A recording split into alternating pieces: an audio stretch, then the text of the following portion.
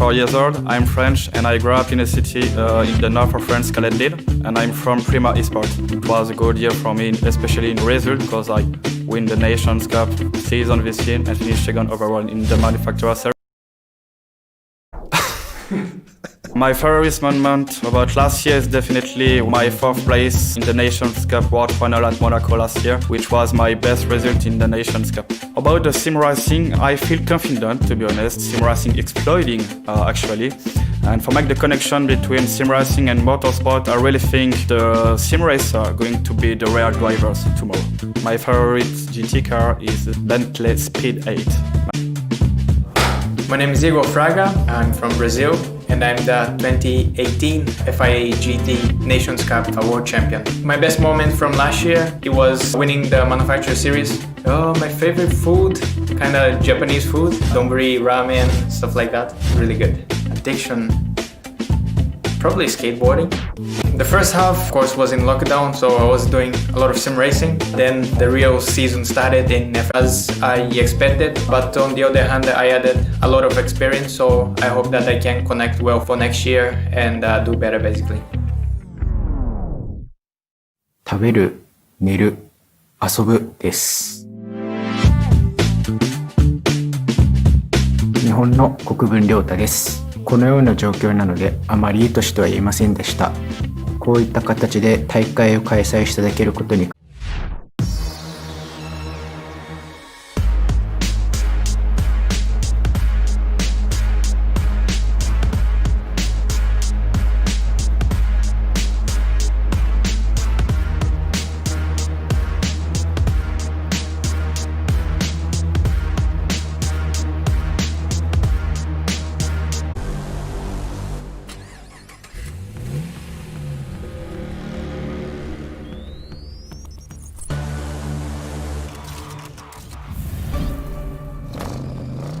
Myself to the other competitor, but I would like to say I'm French, I love baguette, and I try to be the fastest baguette on GT.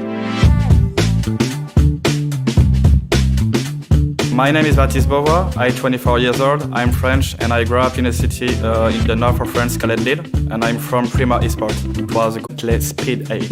My favorite GT track is Willow Springs. The person who inspired me the most is Sebastian Loeb by his crazy driving style. If I was an animal, I would like to be an oak. My goal for this year is, of course, to be the next world champion in both championships. Be focused on your goals, never give up. The first half, of course, was in lockdown, so I was doing a lot of sim racing. Then the real season started in FIF3. It got quite busy, and just now that the season finished, I'm starting to focus back again in sim racing. For me, I missed most the contact that I had with the organization, with the players. You know, at the end we were quite like a family, so we really miss everything that includes 遊ぶです。日本の国分良太です。このような状況なのであまりいいとしては言えませんでした。こういった形で大会を開催していただけることに感謝し、精一杯頑張りたいと思います。私は他の人と比べるようなことはあまりしていません。世界各国の選手たちと会えないことや、会場独特の雰囲気を味わえないことです。グランツーリスモです。子供から大人まで幅広い年齢層の方々が楽しめるレースゲームであり、なおかつ様々なカテゴリーの車がレースをできる点です。これからどんどん盛り上がっていったらいいなと思っています。空を飛ぶ能力が欲しいなと思います。こんな私ですが、応援してくださっている方々に感謝し、精一杯頑張りたいと思います。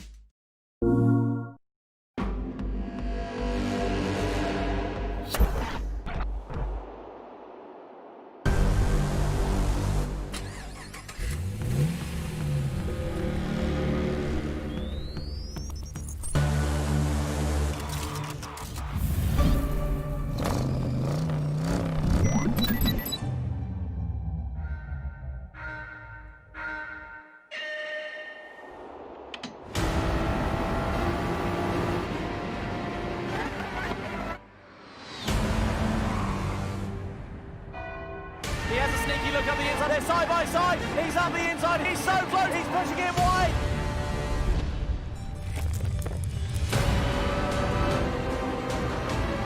Side by side they come. Tries to muscle him out. It was mightily close.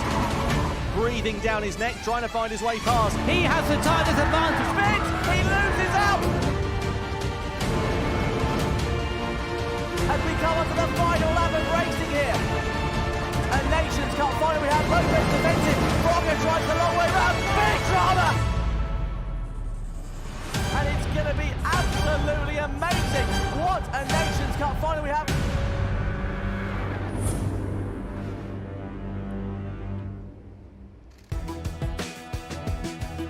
Hello viewers and welcome to the FIA certified Gran Turismo World Finals 2020. Yes, we are day 2 in the midst of 3 days of some of the best racing you'll ever see. This is our year-end Gran Turismo celebration you've just walked in on. It's going to be amazing, trust me. Tomorrow, we're going to be having the Nations Cup, which is kind of the big one. Today is all about the Manufacturers Series, but yesterday was the GR Supra GT Cup. And if you missed out on any of that action, you need to watch it. Take a look at this. Cheers, Julia. Yeah, let's take a look, shall we, at some highlights then from the Toyota GR Supra GT Cup. Then this was the grand final yesterday. Jose Serrano leading the field at the start of the race. Got a bit spicier in the mid-stages, though. Yeah, a bit quiet up until here. Here was Spinelli and Miyazono having a fight over second place at the time. Miyazono on the harder compound tyre, but had no choice but to let Spinelli through. This is where the race really changed. Serrano pitted in, had to take fuel, and Miyazono took the place up into the lead. Yep, he was into the lead. Jose Serrano back down to the third position. Lucas Spinelli inheriting second. Miyazono taking the win overall in the race, and as a result, he became the 2020 World Champion in the Toyota GR Supra GT Cup as well. Takuma Miyazono, honestly, I was trying so hard yesterday to get him to just be like, yeah, I'm just going to go and win, because he's just been smashing it so much recently, and even then he's still unbelievably humble. But he is now the master strategist. I'm going to get Tom and Jimmy start saying this. It's going to be a new thing, definitely. He's definitely one to watch out for in the future. But I suppose it's really important to start talking about the Manufacturers Series, as that's what today is all about. And it'd be good to kind of get like a little bit of an overview. But I thought I would just kind of hit you with a little bit of why the Manufacturers Series is just so important and such a kind of jewel in the Gran Turismo crown. It's because basically all of these competitors who come from all over the world now have to work together as a team. You know, they're used to kind of fighting each other, like on the track, battling it out, trying to win, trying to be the best, but they basically have to kind of form together as a team and go on and win. And honestly, we have seen some fantastic stuff in the Manufacturers Series over the years. And if you've missed any of that, why don't you take a look at this? The Manufacturers Series, as part of the FIA Gran Turismo Championships, is essentially a team sport. It involves all of the drivers. Unlike the Nations Cup, where all the drivers are competing for individual glory, this time it's a team sport. Drivers competing for manufacturers, working together. In 2018, it was Lexus who were the team that dominated things in the World Finals in Monaco. Lexus, while all this is going on, are the FIA GT World Final Champions in the Manufacturers Series. A year later, despite their best efforts to try and retain the title, it went the way of their fellow Japanese marque, Toyota. Toyota, 21 races, 6 World Tour events, and they are Manufacturer Series champions of the world! In Sydney, though, things turned once again. BMW, the German manufacturer, ending up on top. They have a good advantage going into the World Final in 2020. And that's it. BMW and Coque Lopez will take the first win of the year here in the World Tour at Sydney. Across the line they go. But is that going to be enough for them to sit at the top of the table this year? So you are all caught up with the past 3 years of just what's been going on with the Manufacturers Series. So when you watch all of the races today, you can fully get all the gossip and then the sensation behind it all.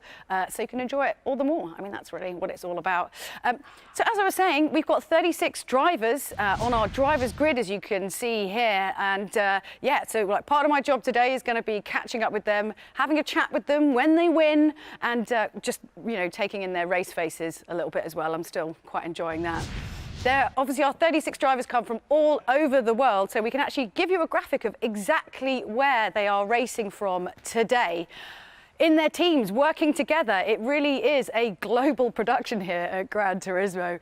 And speaking of global production, you can actually watch this stream in 7 different languages. So, you know, obviously, if you like to watch in Spanish, you can totally watch it in Spanish. Perhaps you're just learning some French and you'd like to practice. You could completely watch the stream in French, should you want to, as our whole GT family is ready and waiting to commentate on today's races.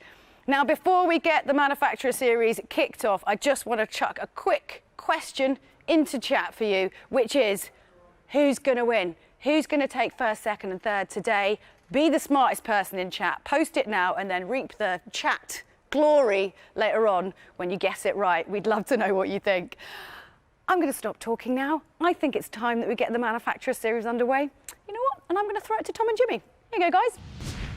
Cheers, Julia. Yeah, welcome to the Manufacturer Series for the 2020 FIA Gran Turismo Championships. My name's Tom Brooks, alongside me as ever, JB, Jimmy Broadbent. Jimmy, I mean, Manufacturer Series, we like this one, of course, because of its team element. It's not drivers competing for individual glory. They're looking out for each other. It's always been my favourite series, this one, just because of that, the variety. It isn't just one fast driver, it's a proper team effort. And if you're the weak link, then you're going to get a bit of a shouting at by your teammates. And we've seen that before as well, so hopefully none of that this time. Yeah, absolutely. Slightly different format, though, to what we're used to seeing in our World Tour. No 3 drivers in the final race, we've just got 1 driver competing. Let's have a look at the competition format. So you can see 12 teams in the Manufacturer Series, the official partner teams being Toyota and Mazda also competing. The teams will compete for points in all 3 of the races. There'll be 1 driver per race. The same competitor may not enter more than 1 race there as well, so it's worth mentioning that. You can see the point standings there, races 1 and 2, 12 points down to 1 for 10th, the grand final being double points on this occasion as well. And of course we will be crowning our Manufacturer Series World Champion in 2020. I love the fireworks there, man. That's so good. Fantastic. And of course, BMW, they're the guys leading right now. Remember Sydney? A long time ago, wasn't it? But they won that, the Manufacturer Series back then. So they're leading with 3 points, with Team Porsche on 2 and everybody else on 0. So a small advantage going in to the finals, but that might make all the difference. So the 2020 Manufacturer Series then, a lineup that is pretty stacked in terms of talent. But let's not forget, of course, we've got our 2019 and 2018 Nations Cup World Champions, Mikael Hazal and Igor Fraga on the grid. Tell you what, that's a bit of pressure, isn't it? But not to say, of course, the drivers also involved. Some of the best we have in their regions right here. Look at the names. Gallo, Kokeman, Brooks, Lukowski and Bonelli. Yeah, Lucas Bonelli, a driver right at the bottom there, driving for Mercedes-Benz, the winner of the Central and South America region, who we've got to know a little better recently. Eu trocaria de vida com o Lewis Hamilton, porque é meio óbvio, né? Ele é o maior de todos hoje. Bom, meu nome é Lucas Bonelli, eu sou de São Paulo, Brasil, meu time é o TGT Team Gran Turismo. Se eu fosse me descrever em 3 palavras, seria veloz, arrojado, alta concentração, robótico. O único no Gran Turismo é alta competitividade, o número de players, tudo muito próximo. Meu melhor momento, com certeza, foi a viagem de Tóquio para o Japão em outubro do ano passado, há 1 ano atrás. Conhecer o Japão era uma coisa que superou muito as expectativas. Meu carro favorito é Mercedes-Benz AMG. Minha pista favorita do GT é Spa-Francorchamps. Se eu tivesse a máquina do tempo, eu iria para o início dos anos 2000, aqui no Brasil mesmo, continuar jogando o Gran Turismo 2, que foi o meu primeiro Gran Turismo. Japonês. Minha comida favorita é japonês. Se eu tivesse superpoderes, seria teletransporte. Bom, meus objetivos é conquistar um pódio ou um campeonato nas séries online que vão ter no final desse ano. Com isso é o meu maior objetivo. Well, nice to find out a little bit more about Lucas Bonelli, driver who's got to be on our radar today. 100% one to watch. Look out for him. Yeah, absolutely. Anyway, racing action is coming up in just a few moments' time, but not before the GT anthem.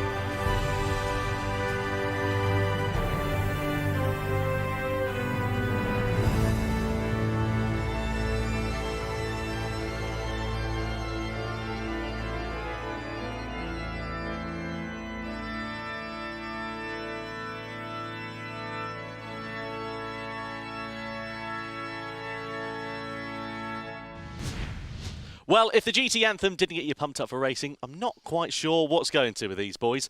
Anyway, race 1 coming along the way in a few moments' time, but let's take a closer look, shall we, at exactly where we're going to be racing ahead of the Manufacturer Series. We're back at Sardinia, once again, one of our favourite tracks to use in the FIA GT Championships, and a favourite amongst the drivers for good reason as well. Yeah, good overtaking spots around here. And of course, it's been host to a little bit of drama in the past as well, but T15 all the way back in one of our World Tour events at Germany. As you can see, 15 laps around here in the Group 3 cars. Racing soft and medium tyres both have to be used at least once around here. So a little bit of strategy involved, but the name of the game basically is stay on the softs. Yeah, absolutely right there. So, one thing to mention to you, of course, is that we've got some manufacturers that we're keeping an eye on over the course of this one as well, based on their previous form, based on their previous performances. BMW being the first one that we're going to have a quick look at here. These guys, of course, won the World Tour back in Sydney earlier in February this year. They've had 3 podiums in total, and as you can see, relatively good chance of getting a podium there. Yeah, and someone else we're keeping an eye on right now is Team Porsche. They last won all the way back in Tokyo. Feels like a long time ago now, of course, but I remember that very well because my voice didn't work afterwards. We reckon about the same chance of being on the podium. 3 podiums in total so far, so always a strong contender. Well, the driver's out on track for qualifying then. Let's pick it up with a few minutes to go and see what's going to go down. Qualifying then underway here at the Sardinia circuit for the Manufacturer Series for the FIA GT Championships, and here is Subaru out on their laps. The first group have already been out to set their flying lap times. We can see that Ford currently sits at the top of the pile from Lamborghini, Honda, BMW, Mazda and Volkswagen. But this is the second group here. This is Subaru, very strong driver lineup that they have. Jimmy, what do you reckon? Yeah, Danny Solis in the car at the moment for this first race, and I reckon this could be a good time for Subaru. Their team made up, of course, of Danny Solis, Takuma Miyazono, and 2019 Nations Cup champion Mikhail Hazal. Great to have him back, by the way. I haven't seen him for a while, have we? He's been busy with his studies and various other things. Great to have him back racing. But of course, we start here, first race and the first qualifying session. Time to beat currently a 1:38.9 set by Ford. That was Kato who put that lap in a bit earlier on. Let's see what the Subaru guys can do, if they can beat that out lap right now, of course. They're just warming up to it and getting ready for that flying lap. This last section, this Group 3 car is quite scary, actually. We're on board now, you're going to get a chance to see it. In the X2019 that we've driven around here before, it's been quite easy, but not so much in the Group 3 cars. No, certainly not. We've got Steve, Super GT, on the other side as well to offer a bit of analysis. Steve, of course, this is a one-shot qualifying system for these drivers. What do you think is going through their mind here now they've seen the first group go out for these guys? Cheers, Tom. Yeah, hello everyone. Yeah, it's very difficult. One-shot qualifying, obviously, you only have that one lap. You have to hook it all up. I think it's really a case of just focusing on yourself. You probably don't want to be looking at the other times too much. Just try and nail the braking points, trying to nail the acceleration points the best you can. Just try to nail the lap that you know you can do and hope that it's enough to get a good qualifying position. Well, you're right there, Steve. Thanks very much indeed for your input. Nice to chat to you and hear from you. So here's Subaru then on their first fly and only flying lap then in this session. Of course, all the drivers on soft compound of tyres, and you can see the circuit. It's kind of it's square in shape, really, more than anything. But I'm trying to simplify it a little bit here. What are you laughing at? The circuit is square. It is. It's an anti-clockwise square. It's an old one. It's sort of. It's a street circuit, basically, apart from the first straight. You make a mistake, you end up in the barrier, which I've been told isn't fast, despite trying it many times myself, inadvertently. There's Danny Solis. Oh, just a couple of sparks there being picked up by the Armco as he scrapes the wing on there. Here is Toyota. That is Cy Bishop in that car, the Kiwi driver. Never really been a qualifier, has Cy, but I say that right now he's actually up on Ford's best time. We know that Ford is very quick in a straight line, though, so would have had a very strong last sector. Certainly would be. Just one point to mention about Toyota as well. Last-minute change in drivers. Adriano Karatza was actually supposed to be behind the wheel for qualifying. Technical issue delaying his charge, meaning that Cy Bishop is now behind the wheel. So I wonder what that is going to mean for them in terms of their qualifying position here. As you said, Cy not necessarily the quickest driver in qualifying trim, so I wonder whether that will hinder their group position as a result. Audi right now, that is Emily Jones out in that car. Meanwhile, we come back to Subaru as Danny Solis finishes off his qualifying lap. Not looking too good. 4 attempts off the pace at the moment coming into the last sector. That Subaru historically has been quite quick on the straight, so might get a bit of time back here. Cuts the timing beam. Time is a 1:39.6, a 6/10 shy in the end there. Good enough for 5th provisionally. Here comes Cy Bishop actually up on that time with the Toyota. Just 2/10 shy this time. What's he going to do? Probably a low 39 at this pace, comes across the line. The time is a 1:39.4. Puts him up into 5th to place the Subaru. Nicely done there for him. Now, what about Citroën? 0.2 of a second adrift, nearly 0.3 for Andrew Brooks, the Canadian driver behind the wheel. He comes over the line. Then what can he do? And he goes into 5th quickest then, so not bad at all for Citroën. Now Porsche a little bit quicker at the moment by the looks of things. They come over the line, go 3rd fastest, so provisional head of the 2nd row then for Subaru. Audi with Emily Jones behind the wheel, half a second off as it sits in the 3rd sector, and it's not going to be anything to write home about as she comes over the timeline, only 9th fastest. Now Mercedes-Benz, they're up. This could be pole position here then. Behind the wheel of that Mercedes is Luca Bonelli, and he comes over the line to snatch pole position away in his only flying lap. Fantastic drive there from the Brazilian. Yeah, and that Mercedes team well and truly stacked. Bonelli, Lukowski and Beauvoir there taking that, but that's everyone across the start-finish line. That's going to be, I think that's that done. There are some people still going around for another lap, but I think that is qualifying over. Mercedes taking pole position. Absolutely, so that is how the grid lines up. Then it will be Mercedes and Ford on the front row, Lamborghini, Porsche on row 2, Honda, BMW row 3, Citroën, Toyota row 4. Then comes Subaru and Audi on row 5, and Mazda and Volkswagen on the 6th and final row of the grid as we conclude qualifying in the Manufacturer Series.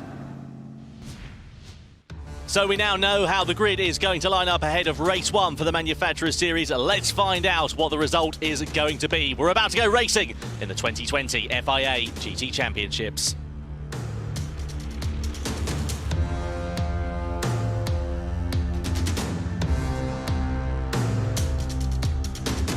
Time to go racing. The Manufacturers Series for the 2020 FIA GT Championships is about to get underway. The world final event. Pole position, Luca Bonelli for Mercedes-Benz. He lines up at the head of the field with a cracking lap. Toshiro Kato, the Japanese driver for Ford, is alongside him on that front row of the grid with Lamborghini's Dan Holland at the head of row number 2. Alongside the Australian is Porsche. Matt Simmons behind the wheel, an all-Australian 2nd row. Then comes Honda, Valerio Gallo, the Italian driver. We know he can be quick on his day. Can he have a good run of fortune here? Coque Lopez in 6th position will be trying to keep the BMW M6 honest. Then comes the Citroën of Andrew Brooks in P7. And alongside the Canadian is Cy Bishop, the New Zealand, the Kiwi driver in the Toyota GR Supra. Then comes 9th place, Danny Solis, the American driver behind the wheel of the Japanese Mark, with Emily Jones, Audi in P10. P11 is Mazda, Fabian Portilla, the Chilean driver behind the wheel. And alongside him is Volkswagen and Donovan Parker completing our 12-driver strong grid. So, Jimmy, you're one to watch for this race. It's got to be Mercedes, right? Yeah, it's got to be. Bonelli at the wheel of that Mercedes-Benz, of course, hot off the 2nd place in the GR Supra Cup as well. That entire team is stacked, but also keep an eye out for Honda as well, because Valerio Gallo at the wheel, that very, very strong in the online season. He won't be happy at 5th place. Look for him to move up. Just a look at the tyres as well. Mercedes-Benz, they're opting for the medium tyres to start with. Ford, Lamborghini and Porsche, as you can see, going for the soft compound. They're going to try and get themselves ahead of Luca Bonelli in the Mercedes as soon as they possibly can, and hope that Bonelli falls a little bit down the order with the pace difference. Let's see what is going to happen then. We've got 15 laps ready to come here at the Sardinia Road Track A layout.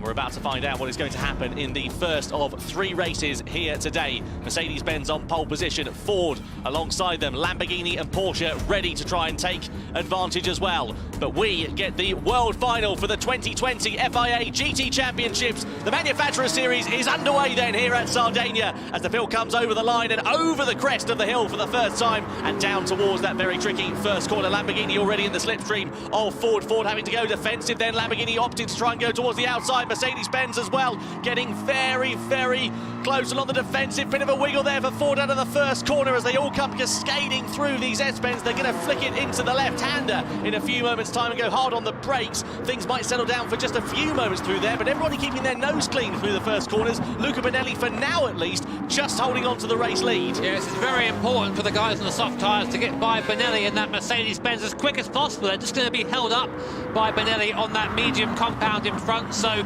they're going to try, if I were them anyway, not fight too much between between themselves and just focus on catching that Mercedes. You see there's a little bit of a fight coming onto this back straight, and it's giving Benelli a little bit of breathing room at the front of the field right now as the cars train up towards this tight left-hander. Heavy braking zone, it's one a great place to overtake if you fancy it. Ford having to defend the background. Valerio Gallo going for the overtake on Porsche for the left-hander, squeezes up the inside, gets the move done. Porsche out wide, has to lift to avoid the barrier, and that is Gallo in the Honda up to 4th position. Matt Simmons getting duffed up there then in the Porsche, so down into P5 for the German marks, and work to do then clearly for them, especially on the soft tyre. That is not where they'll want to be. Now we're about to come into the final series of corners here, and we're about to come onto the longest straight on the circuit. That could be the opportunity that Ford have been looking for. Bit of a wiggle out of the penultimate corner there for Mercedes-Benz and for Luca Binelli. Is that going to allow Ford to close up? Of course, they're punching the hole in the air, is the Mercedes-Benz at the moment. Ford, meanwhile, are taking the advantage of the slipstream, but are they going to be able to do anything? They're not quite close enough as it stands at the moment. Meanwhile, Porsche are ready to attack against Honda. Side by side we go down towards the first corner. Honda on the inside, Porsche trying to go towards the outside as we go down in towards T1. Honda just about able to defend from Matt Simmons then. Gallo just holds firm in P4. Yes, at the moment these guys are fighting. Oh, big time, very late move there from Gallo. Reacted, I think, to Matt Simmons and to the left-hander. The stewards might take a look at that, I'm not sure. You're allowed one move, but it's a bit late for my liking. Right now on board with Matt Simmons into that Porsche. Great driver's eye view of what you see in one of these races. There in front of us is Gallo in the Honda NSX. Left-hander coming up now. Almost touch this wall on the left and then just drift out to the Armco on the right. And it looks like Mercedes-Benz still about holding on from Ford, but of course for Matt Simmons in that Porsche, he needs to get by too. He's on the soft compounder tyre, and Gallo in the medium making things difficult. They pull alongside again. This is where Gallo took the place last time around. Can Matt Simmons go around the outside? There's contact between Ford and Mercedes there. They both went for the same bit of tarmac. Mercedes come out ahead, but this is disastrous for the soft runners, and also in the background Porsche backed by Honda. Meanwhile as well, BMW just getting the better of Citroën up into P6 there as well. It's all kicking off in the midfield. Riding on board now with Mercedes-Benz. Luca Binelli can breathe a sigh of relief for just a few moments time. I imagine that would have got him a little bit hot under the collar, but this is not the way the soft running teams would have wanted to have started this race. Ford, Lamborghini and Porsche then wanted to get themselves ahead of Mercedes-Benz as soon as they possibly could. Now we come onto the straight, and now we can see Ford once again in that slipstream as we come down it. They're closer than they were last time around. Mercedes-Benz are going to be wise to that. They pull to the inside and try to defend their line. Ford going towards the outside though. They're going to have more grip under braking, and they take the lead away from Mercedes-Benz. So Ford now leads the way, and it's Toshiro Kato, the Japanese driver who's behind the wheel, that is now out in front. Finally, that needed to happen at the start of the race. So right now it's still very much an advantage to Mercedes because Binelli managed to hold them up for 3 laps on that medium tyre. We'll have to see how that sort of comes around when he starts making his pit stops. Lamborghini there now getting a lot closer after that little bit of fight. Dan Holland, of course, in the car for them at the moment, making advantage of these guys having a bit of a fight, managing now to get onto the back of Binelli in the Mercedes. Now we'll have the draft all the way up the hill. Here's the replay, by the way. Oh no, sorry, we've gone back to live. We're going to replay them, but here is on board. Let's see if he goes for the same lines we've seen a couple of times. We've seen him go for the lines up the inside there, but then he sort of goes into the road there, defends, late on the brakes. Oh, you always cringe a little bit when you watch that. He went in a bit deep, and there you go, Binelli sideways on exit, just determined to keep the cars behind him for now. But if he does that too much, Tom, he's going to lose out to Kato in the Ford. Look at Matt Simmons as well in the Porsche. He's really closed up that gap. He goes offline, as you say, but he has closed that gap down. It was 7/10 of a second at the start of that lap. It's now down to 1/10 of a second. So Matt Simmons, the man, definitely on the move. Now he's got himself ahead of Valerio Gallo, riding on board with the Australian driver then. As we come out of the penultimate corner, we're going to go through the right-handed kink as these drivers come through onto the start-finish straight once again. And let's see what's going to happen then, because this is where it's going to be crunch time here for these drivers with the slipstream then. Riding on board here with Matt Simmons. Look though at Lamborghini. Look at Dan Holland pulling to the side of Luca Binelli. Side by side they come onto the start-finish straight once again. Lamborghini going to have more grip under braking. Exactly the same move we saw from Ford last time around. Lamborghini, the Italian mark,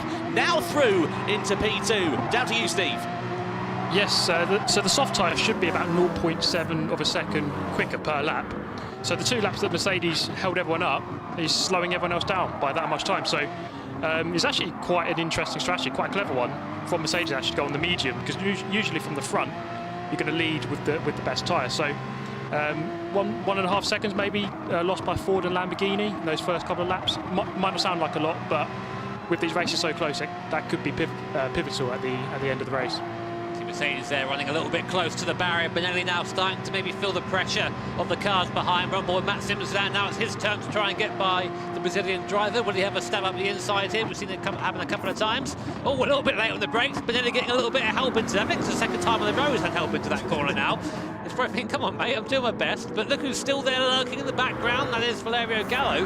He is the only other person here on the medium compound of tyres. So really his race technically is with Benelli and not with these guys around him when you think ahead a little bit. But as Steve said, it's been a good start from Benelli, and interesting to see someone adapt a different strategy from the start here. Yeah, it's going to be exciting to see how it all plays out there for Mercedes-Benz. Of course, just to remind you, no driver changes here in these races in the Manufacturer Series here today. A bit different from what we're used to with our normal World Tour event, but that's the way things are. No driver changes, just one driver competing in this, which is why we've only got 3 races, 3 drivers per manufacturer, and we have 3 races. Makes it nice and easy. Now, Mercedes-Benz having to keep an eye on their mirrors because Matt Simmons, who's been closing up that gap, is getting closer, but not quite able to mount a challenge, at least, into that first corner, but certainly looking the quicker of the 2 cars at the moment, and that's understandable, of course, given the pace difference with their tyre compound. Somebody who I'm very impressed with as well is Valerio Gallo in that Honda, just keeping pace with those soft tyre runners at the moment. He's right on the rear wing of the Porsche. Yeah, I noticed him on the last lap just sort of sitting there and keeping pace of these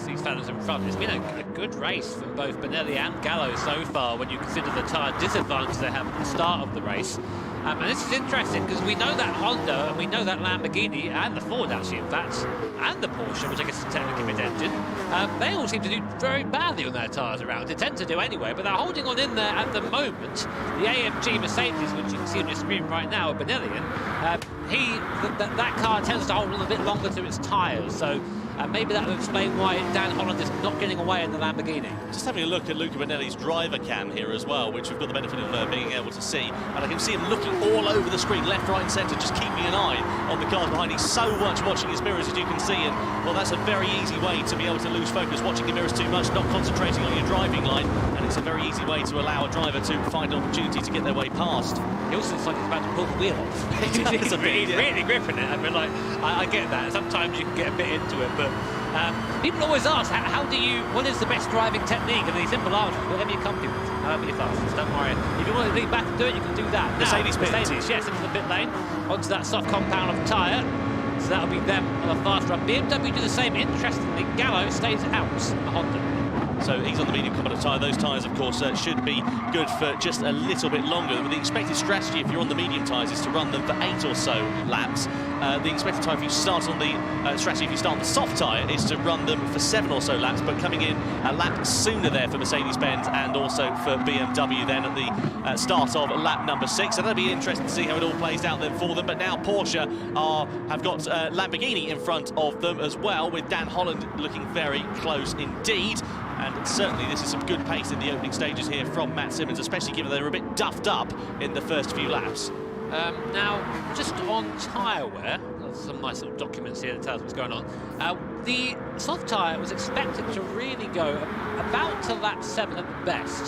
Sorry, Tom, it seems something. No, I was just thinking in the background there, it's Citroën versus Toyota. Those two were going side by side for 6th position. Look at this, here we go. 3 wide, Subaru on the inside, Citroën in the middle, Toyota on the outside. Subaru try to outbrake them, Citroën go the long way around the outside. Can they manage to hold their way through? Subaru up into 6th place, Toyota demoted down into 7th, and look in the background as well, because Audi are ready to join the party here. This is getting very exciting and quite tasty in the midfield. All of these manufacturers on the medium compound of tyre, but this is a great scrap for position. Citroën somehow emerging on top, and crucially, all 3 drivers going 3 wide at one point, staying in the right direction. What happened? Well, I mean, just looked away and suddenly the cars descent into the left-hander. As you say, Citroën, Andrew Brooks there. Andrew Brooks, someone who's had all the bad luck in the world, it seems, in pretty much every competition, but he's doing okay right now. Honda into the pit lane as, oh hello, we've got a fight for 2nd and 3rd here. Porsche, that's Matt Simmons and Dan Holland, long-time rivals, these guys. Simmons looks around the outside, can he make it work? Oh, Dan Holland runs him out of circuit there, maybe a little bit cheeky. But we'll see if the stewards think so, but I think that's just hard racing, in my opinion. And Gallo out the pit lane now, importantly, about 2 seconds behind Benelli on that soft compounder tyre, who pitted a bit early, got a bit of an undercut, but of course that means towards the end of the race, his tyres will not be as fresh. It's going to be interesting to see how that plays out then for Mercedes, and crucially how good Benelli's tyre management is going to be here. Riding on board still with Matt Simmons and Porsche all over the back of Lamborghini, and I can imagine there won't be much love lost between himself and Dan Holland after that incident at the last lap that we saw, so it's getting pretty spicy between these guys. Meanwhile, having quite a quiet race out in front as it stands so far. Toshiro Kato, not really been mentioning him since he got into the race lead, but the Ford now 1.6 seconds ahead of the squabbling duo for second position of Lamborghini and Porsche, and doing a good job out there so far. And what I was saying before the guys went crazy and took attention away from the tyres is the soft tyre really, the guys think is good enough for only about 7 laps, and then 8 laps on the medium tyre. That's what people think is going to happen with strategy here. So we expect a flurry of pit stops from the soft compounder tyre. I wonder how long Kato at the front of the field can make that soft tyre last. I think we're seeing Dan Holland and Lamborghini starting to get onto the gain a little bit and taking Matt Simmons with him in that Porsche. Yeah, and Matt Simmons coming in as well. No surprise there really, because he didn't start losing time before too long there. So goes on to the medium compound of tyre. Just to mention, these drivers don't have to worry about fuel in these races. They should be absolutely fine to be able to run it from start to finish, given the duration. Just something that's worth mentioning. Citroen also coming in from the medium to the soft compound of tyre. This is lap number 7 out of 15. We're coming towards the halfway stage now. Where are Porsche going to emerge? Behind Luca Benelli and behind Mercedes. Where's Gallo? Just behind them there as well. So they get ahead of Honda, which is good to see. So the strategy hasn't worked out there thus far for Valerio Gallo and for Honda, but it's worked out quite nicely so far then for Matt Simmons and Porsche. That's going to be great for Benelli in front, because now he's got a bit of a roadblock between him and Gallo, who was chasing him. Gallo really trying hard through there, getting the NSX sideways. Oh, and look at the exit speed compared to that. Nice warm-up temperature soft tyres versus cold medium tyres. And Matt Simmons doing his best to try and hold him off, but to no avail.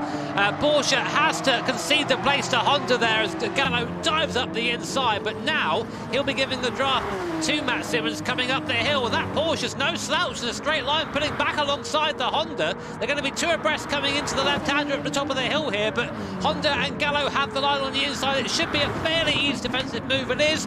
Gallo holds position for now, but Matt Simmons definitely not about to give up. Lovely, great racing here from these drivers. Steve, what do you make of things so far in terms of the strategy? We've had a few drivers and pretty much everybody making their pit stops. Ford and Lamborghini, the only teams left to pit. Yeah, I'm just looking at the gap between Ford and Mercedes. It takes roughly 13 seconds to do a pit stop. At the moment, the gap is 13.5. So if they were to come in right now, it's going to be really, really close. Right on cue, Steve. Nice work. Good. I'll ask you for the lottery numbers next week. So they come into the pit lane then onto the medium compound of tyre. So Toshiro Kato and Dan Holland then into the pit lane onto the medium. Where are they going to emerge? You would imagine that Luca Benelli is going to be in front. And indeed, oh no, hang on a minute. This is going to get very close indeed. So they're going to come out side by side. There's a good amount of closing speed, and it's just enough then for Luca Benelli to take over the lead. But Lamborghini down to 3rd. And that's what Benelli was doing at the start. That's what the holding him up at the start of the medium tyre has done. He now has clear air, a gap of 1.3 seconds and a better tyre. It's now going to take a lot for Mercedes to lose this race. This is very exciting indeed then. So lap 9 out of 15 we're on Mercedes with the softer, quicker compound of tyre on. The only disadvantage that they have is that the tyre is going to be a little bit older towards the end of this. We'll come back to that in a few moments' time, because here's Valerio Gallo versus Dan Holland, Honda versus Lamborghini. Honda on the inside of Lamborghini, and Honda now past Lamborghini through into 3rd position. Lovely driving there from the Italian once more. Is Dan Holland going to have anything in the locker to try and retaliate? You'd imagine it's going to be quite difficult given their difference in tyre compound, soft versus medium. Advantage to Honda at the moment, but we know that Dan Holland doesn't take things lying down, and we have seen in this race that he can get his elbows out and isn't afraid to get down and dirty with this, but he now has to relinquish it. But here we go then with Toyota and Cy Bishop and Subaru and Audi and Citroen. This is a continuing theme over the course of this race in the lower half of the top 10, and it's getting very tasty once more. It looks like Emily Jones is the driver on the attack here.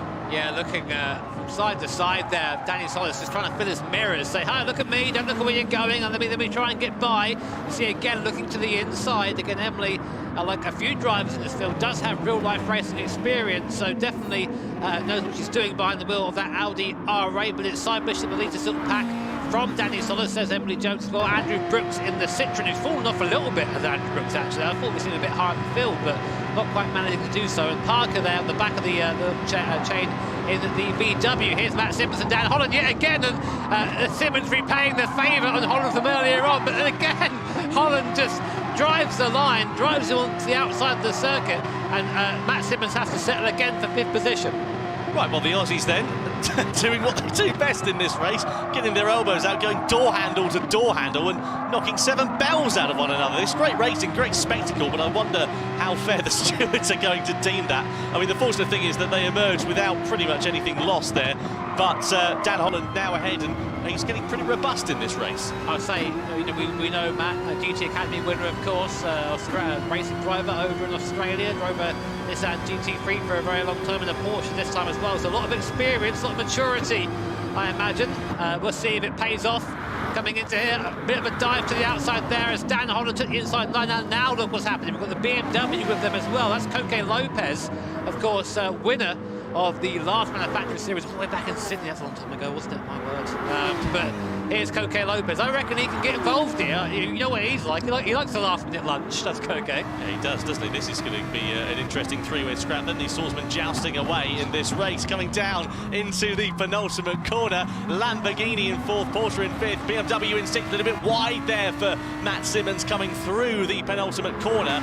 Lamborghini still holding firm as it stands, but of course Coque Lopez is going to be a bit quicker given that he is on the softer compound of tyre, and he is in the slipstream very firmly indeed. We cross back to the look at 3rd place of Valerio Gallo, who's been closing down Toshiro Kato in the 4th, but the battle I want to look at is the battle still for 4th position, which continues on because it's still very close indeed. And here we can see BMW all over the side panel now of Porsche and of Matt Simmons. Side by side we go through the S-bends, flicking it left. Who's going to break latest on the inside line, and surely going to have track position is Coque Lopez. Oh, and Matt Simmons on the gravel, spins round, and he's off into the barrier. That's a disaster for Porsche there, into the barrier. They're going to come back on. There's going to be big drama here because Citroen go off there as well, and well, that has really changed the complexion of this race, and it now means that instead of battling for a top 5 finish, that Porsche are now in the lower half of the top 10. They're all at sea here. Emily Jones in the Audi up the inside, and now Volkswagen of Donovan Parker ready to come through. What an absolute disaster for Porsche. Did he get help?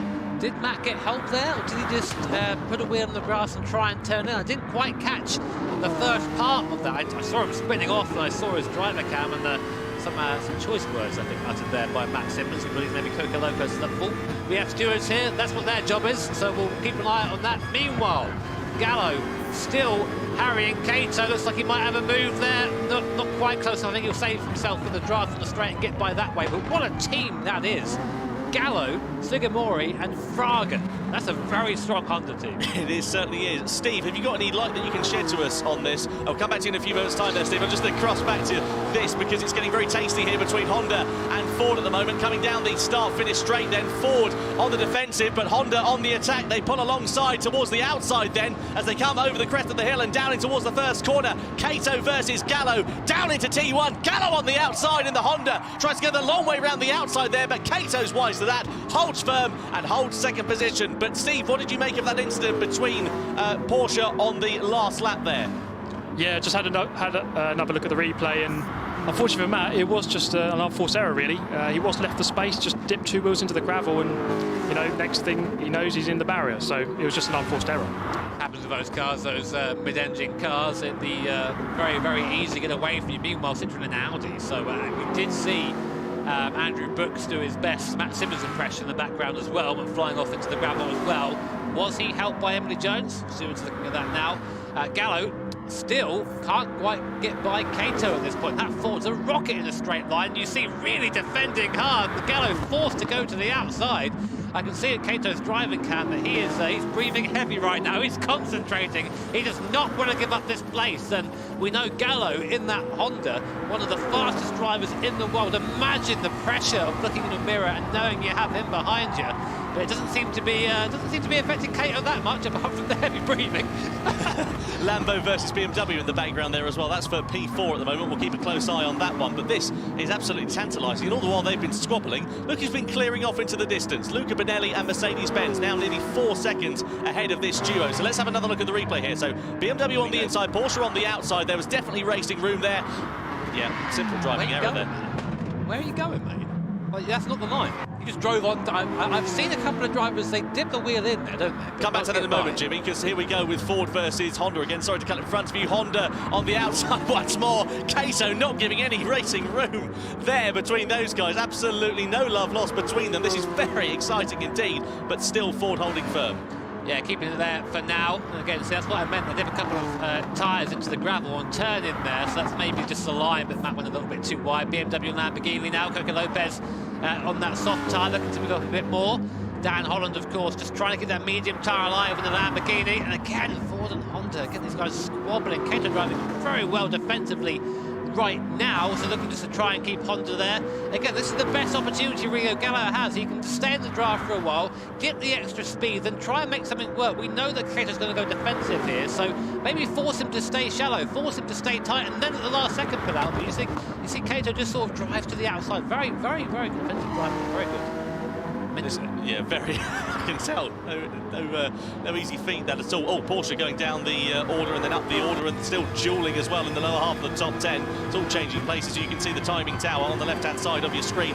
Honda with Valerio Gallo, definitely with a pace advantage, but great defensive driving from Cato. Here's an opportunity then for Gallo. Sends it down the inside of the penultimate corner. Up the inside he goes and through finally into second place there. Nicely done for Valerio Gallo as we see him moving up into P2. And Ford will come back here. Cato actually, I think, let that happen because now he's going to have the draft. He goes, all right, if you want to overtake me, I'm going to just drive by you. But very firmly shut the door, did Valerio Gallo there. Cato onto the grass. He's got the medium tyre, so he won't quite have the same stopping power as that. He's going to try around the outside anyway. Is he going to make it work? No, he won't. Gallo shuts the door, but the cutback. Cato the cutback there. Gallo a bit wide. Now Cato has the inside line. What a move by the Japanese driver, and a tyre disadvantage still gets the move done, and Gallo's got to do it all over again. Well, this is fantastic racing between these guys. Of course, it does matter for the points as well. To remind you, of course, the points will, of course, reflect the race results, but it could be crucial going into the grand final a little bit later on here today. Incident involving Volkswagen and Porsche under investigation. Here's Gallo now back down the inside of Ford. Cato has to relinquish that place, and Gallo is now ahead, a little bit wide on the exit there. Is Cato going to be able to retaliate behind the wheel of the Ford? You certainly bet that he's going to try to. As we've said a few times, that Ford is an absolute rocket ship in a straight line. Gallo knows that, goes defensive as they come and flick it left, but Cato is not going to have an opportunity surely unless he dives down the inside. Bit early for that at the moment, but it's now Honda who hold on to second place. Here comes Lamborghini versus BMW for P4 as it stands at the moment, coming through the right-hander, and it's Coque Lopez on the attack once again against Daniel Holland. In the background, Subaru versus Toyota. Well, there's so much action in the closing stages of this one, it's difficult to know where to look, but there's some great racing action, and that's what we love to see in the Manufacturer Series. Coque Lopez not quite close enough for a move. Steve, mate, you've got a couple more angles than us. What are you making of this fight? It's pretty decent. It's a really good fight. I think the battle for second is really good because the Honda doesn't have the straight line speed, but the Ford GT is really good. So it's a battle of handling versus top speed, as you're going to see right now. Yeah, cheers there, Steve. Meanwhile, let's look at this. Here comes Honda versus Ford once more over the timing line. We're starting the final lap here in race one of the Manufacturer Series. Ford to the outside, Honda again to the inside. Cato, a demon on the brakes. Absolutely fantastic from the Japanese driver. Back through into second at the start of the final lap. And Lamborghini versus BMW still going on once more. Holland defends in the Lamborghini, not quite able to get past. It's Coque Lopez still in P5. I've got no idea how Cato is taking this fight to Gallo. That car is going to be a lot more difficult to handle on those warm medium tyres. A bit of a slide there from Dan Holland to the Lamborghini keeps Coque Lopez here for now. Again, Honda and Ford in the Ford brand new picture still going at it, and it's going to be the last chance really for Gallo to get a move done up the hill here. Let's see if he can get it done. So coming then through the right-hander and over the crest of the hill then, is Gallo going to be able to do anything to get himself ahead of Cato? Is Lopez going to be able to get himself ahead of Dan Holland in the Lamborghini? Look at the defensive line once more from Cato. Kato.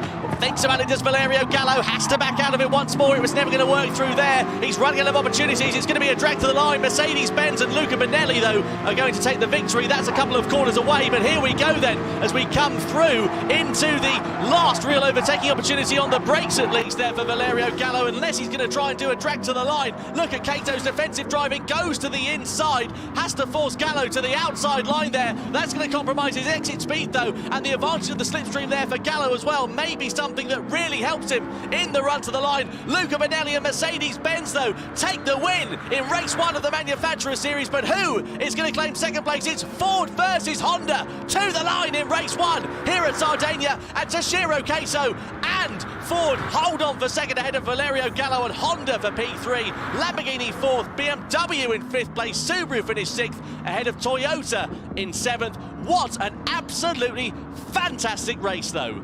Yeah, the big loser there is there at the pit lane right now. Citroen, Andrew Brooks. A horrible race for them. He's upset there. But Kato, my word, I am impressed. I am thoroughly impressed, because he not only, I thought he was done when he got overtaken, but he re-overtook and defended on the worst compound of tyre. I can see him in his driver cam, and it's knackered at the moment. But I mean, think of the confidence that's got to give Ford, though, going into these races when they're on a slower compound of tyre. The pace that Kato had there on the medium, the less optimum compound, was unbelievable. What an absolutely fantastic race 1. Bring it on. Well, if race 2 is going to be anything like race 1 was, it's got a lot to live up to. I'm really looking forward to that. We're at the Red Bull Ring in just a few moments' time for the continuation of the Manufacturer Series for the FIA GT Championships. Let's take a look, shall we, at some replays, though, beforehand, and just guide you through what happened in race 1 to recap that frantic start to it, because it was Mercedes-Benz that led the way from pole position, followed by Ford and Lamborghini, but took a few laps and then Ford found their way through. yeah, finally, of course, that Mercedes-Benz strategy really paying off, holding up the Ford and the soft runners for the first few laps. This was Honda and Lamborghini having a bit of a scrap as the race got underway. Honda on the quicker tyre getting through. This was the moment of the race here. Mercedes-Benz coming out of the pits ahead of everybody else. Fortunately for Matt Simmons, drifting, not the fastest way around the circuit. No, straight into the barrier there for him. This was Ford versus Honda in the closing stages of it. Ford getting the better of Honda. Valerio Gallo having to settle for second best. But what a great race it was from Lucas Bonelli for Mercedes-Benz to take the spoils in the first race of the day in the Manufacturer Series. And that is going to be a very welcome result. You can see what it meant for the Brazilian driver. A perfect start for the German manufacturer here today then. So let's take a look, shall we, at the race 1 results. So it's Lucas Bonelli who sits at the top of the pile for Mercedes-Benz, followed by Toshiro Kato, Valerio Gallo, also on the podium. Then Lopez, Holland, Solis, Bishops, Jones, Parker, Portilla, Matt Simmons and Andrew Brooks down there for Citroen. What a shocker of a start the French mark had. Yeah, worth noting as well that Holland was awarded a 2-second penalty after the race, which dropped him behind Coque Lopez, so 1 less point for him. So standings after the first race, Mercedes-Benz lead from Ford from BMW, of course, definitely benefiting from those 3 points they picked up from the World Tour. Then Honda and Lamborghini make up 4th and 5th. So plenty of work for some manufacturers to do. A great start for others, but we know how quickly this can change, right? Well, I mean, double points in the final round, that's the one they're all going to be aiming for, but if you can get a few points along the way, can't it? No, certainly can't. Well, really looking forward to seeing how these drivers are going to be getting on here for the remainder of the Manufacturer Series. But in the meantime, before we get race 2 underway, let's head down to Julia then, who's with our race 1 winner, Lucas Bonelli. Hey, Lucas, how are you doing? Tudo bom, e vocês? Good, no one ever asks me. Yeah, I'm fine. So I just thought my first question was, you know, was it your strategy from the very, very start to opt for the medium tyres so that basically it ruined everybody else's soft tyres? Sim, a minha estratégia desde o início era largar com os pneus médios para aproveitar os outros oponentes que estavam largando de soft, evitar as disputas e estar utilizando o slipstream deles. So, well, I mean, it was a great strategy that definitely paid off, so well done. I guess one thing I'd like to know, obviously, you know, doing the Manufacturer Series, how difficult is it now to just watch the rest of the races? Because you can't, you just have to watch them do all the rest of the work for you. Is it hard? Sim, sim, sim. Teremos corridas muitas corridas difíceis ainda, mas acredito nos meus companheiros que terão bons resultados. Fantastic. Oh, well, look, thank you so much for talking to us. Go and relax now. Try and just chill out a little bit. And yeah, good luck to the rest of the team and all the teams going into the second race. But before we go into race 2, though, we have a wonderful message from Graham Stoker from the FIA. Well, I'm delighted to be here with you again. Such an exciting final, isn't it? With 40 competitors, 19 countries. And we're now 3 years into this strong relationship with Gran Turismo and our friends there. And it's such a success. But I have to tell you, during lockdown with this pandemic, digital motorsport sim racing has been so important to us. We've been so active in sim racing and digital motorsport, and Gran Turismo has been at the heart of that. I'm very proud of what's happened, actually. Hundreds of thousands of competitors around the world. So as I say, we're moving forward next year, I think, to an even stronger relationship, sharing more information. We want to be involved. We think this is the future, a way of identifying new talent, grassroots talent. Skills directly move across from sim racing into motorsport. So what a fabulous time to be here together. Thank you. Oh, so nice to hear from Graham there at the FIA about everything that's going to be coming and, you know, how we're going to be working together in the future. Makes me super hopeful and excited for next year.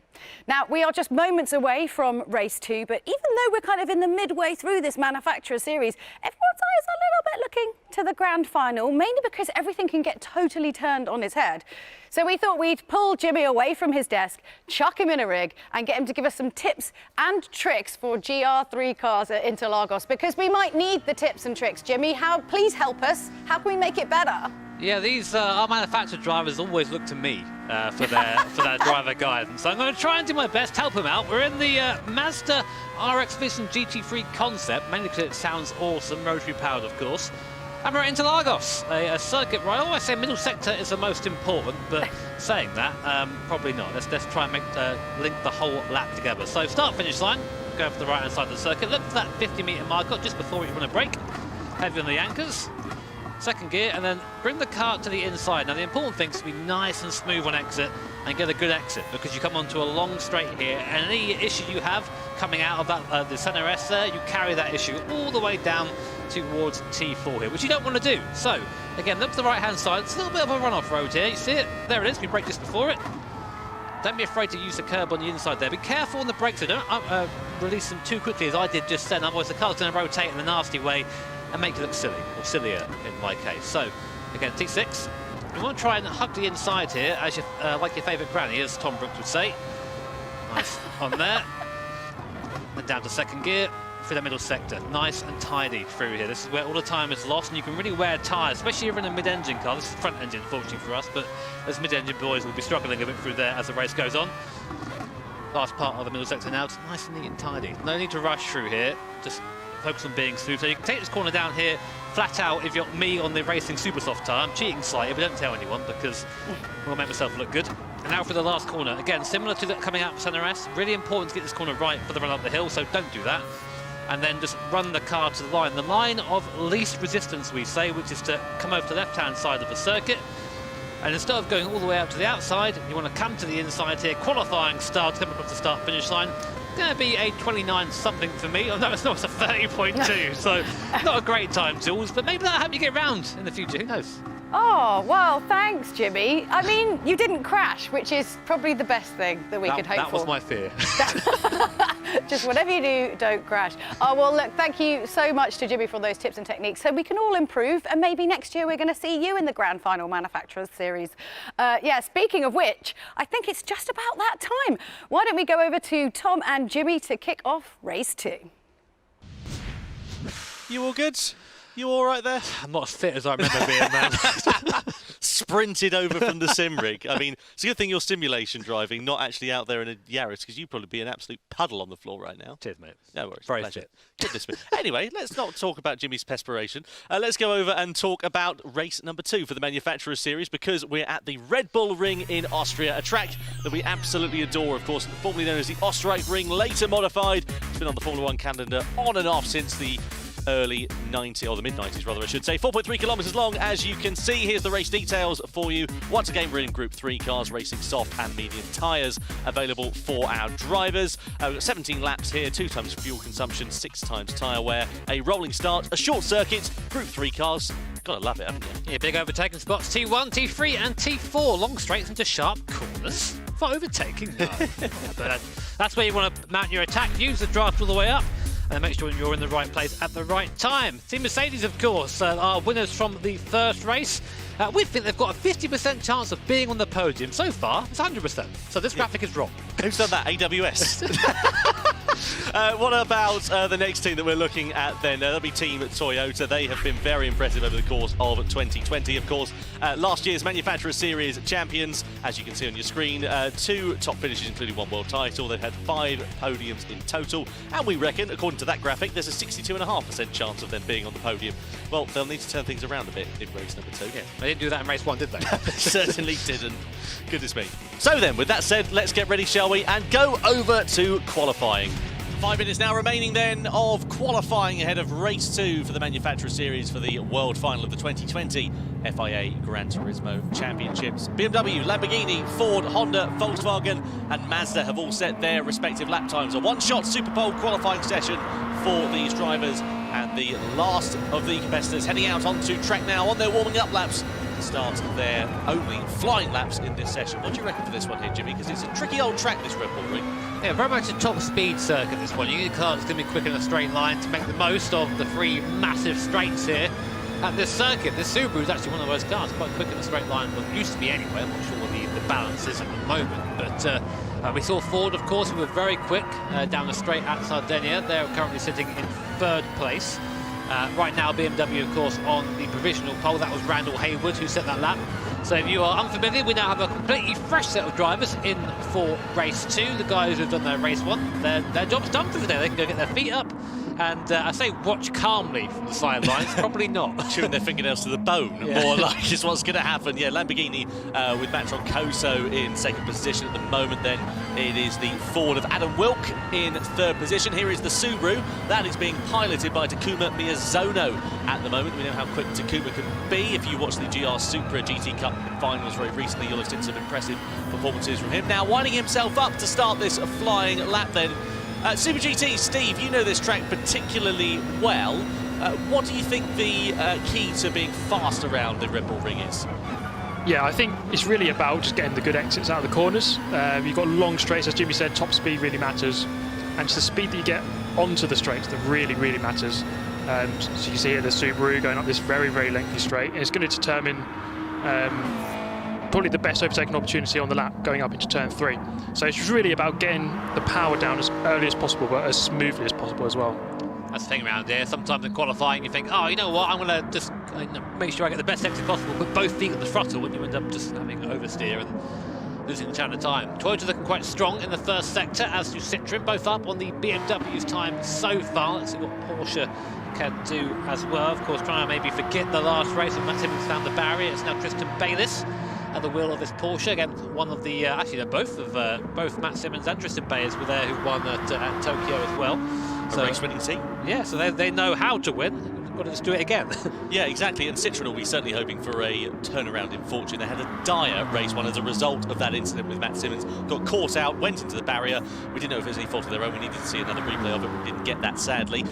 But they were down at the bottom of the pile at the end of this one. The good thing is, of course, this is another race. They've got another chance to qualify. And speaking of another chance to qualify, here comes Takuma Miyazono to the line then in the Subaru WRX. What's his lap time going to be? It's provisional pole position, a 1:27.2. But Toyota looking ready to try and take the challenge. It's Adriano Carrazza, the Brazilian driver behind the wheel. He goes to the line here and takes pole position away once again. What a lap there. How's that for how tight is that? 1:27.23, 1:27.244 from the Citroën driver, and then 1:27.255, 1:27.266 the BMW. It is so tight at the top. Not so good though for Porsche. Tristan Bayliss having a bit of a shocker on that one. He was 0.7 of a second down. This isn't going to be a lap in particular to write home about. Only P9 there for Tristan. That is a difficult pill to swallow for him. Viches Neto, the Brazilian, then heading to the line, 0.3 down in the final sector, 6th place at the line. It's only Mercedes-Benz who have got one more time time to set. It's Cody Nikola Lukowski behind the wheel. He was sent for the second down. I don't think it's going to be pole position, but it may possibly be only 6th place. God dear, how the tables turned there for Cody Nikola Lukowski then, and Mercedes-Benz. But Toyota then on provisional pole ahead of race 2. It's Adriano Carrazza who will start at the head of the field ahead of this race. So, a different grid order for race 2 compared to the finishing order for race 1. Set to be very exciting here as we get ready to go green at the Red Bull Ring.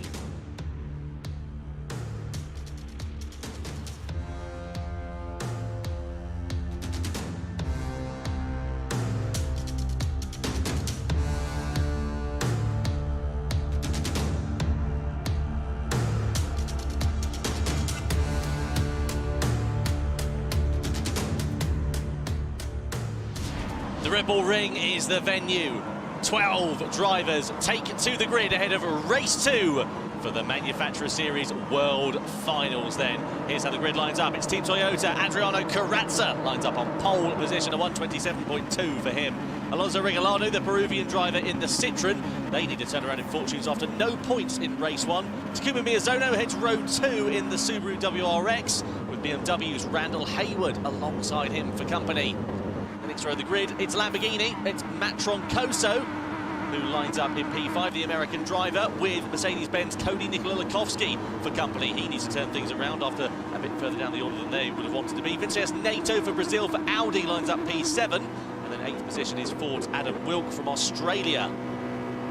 P9 on the grid, that is the Honda of Sugimura, the Japanese driver. And alongside him, it's the Volkswagen of Soma Esseri. And the final row of the grid is comprised of Porsche, Tristan Bayliss. Well, they will certainly be hoping for a turnaround in fortunes after their dire race 1. And J1 from Australia in the Mazda completes our 12-driver strong grid.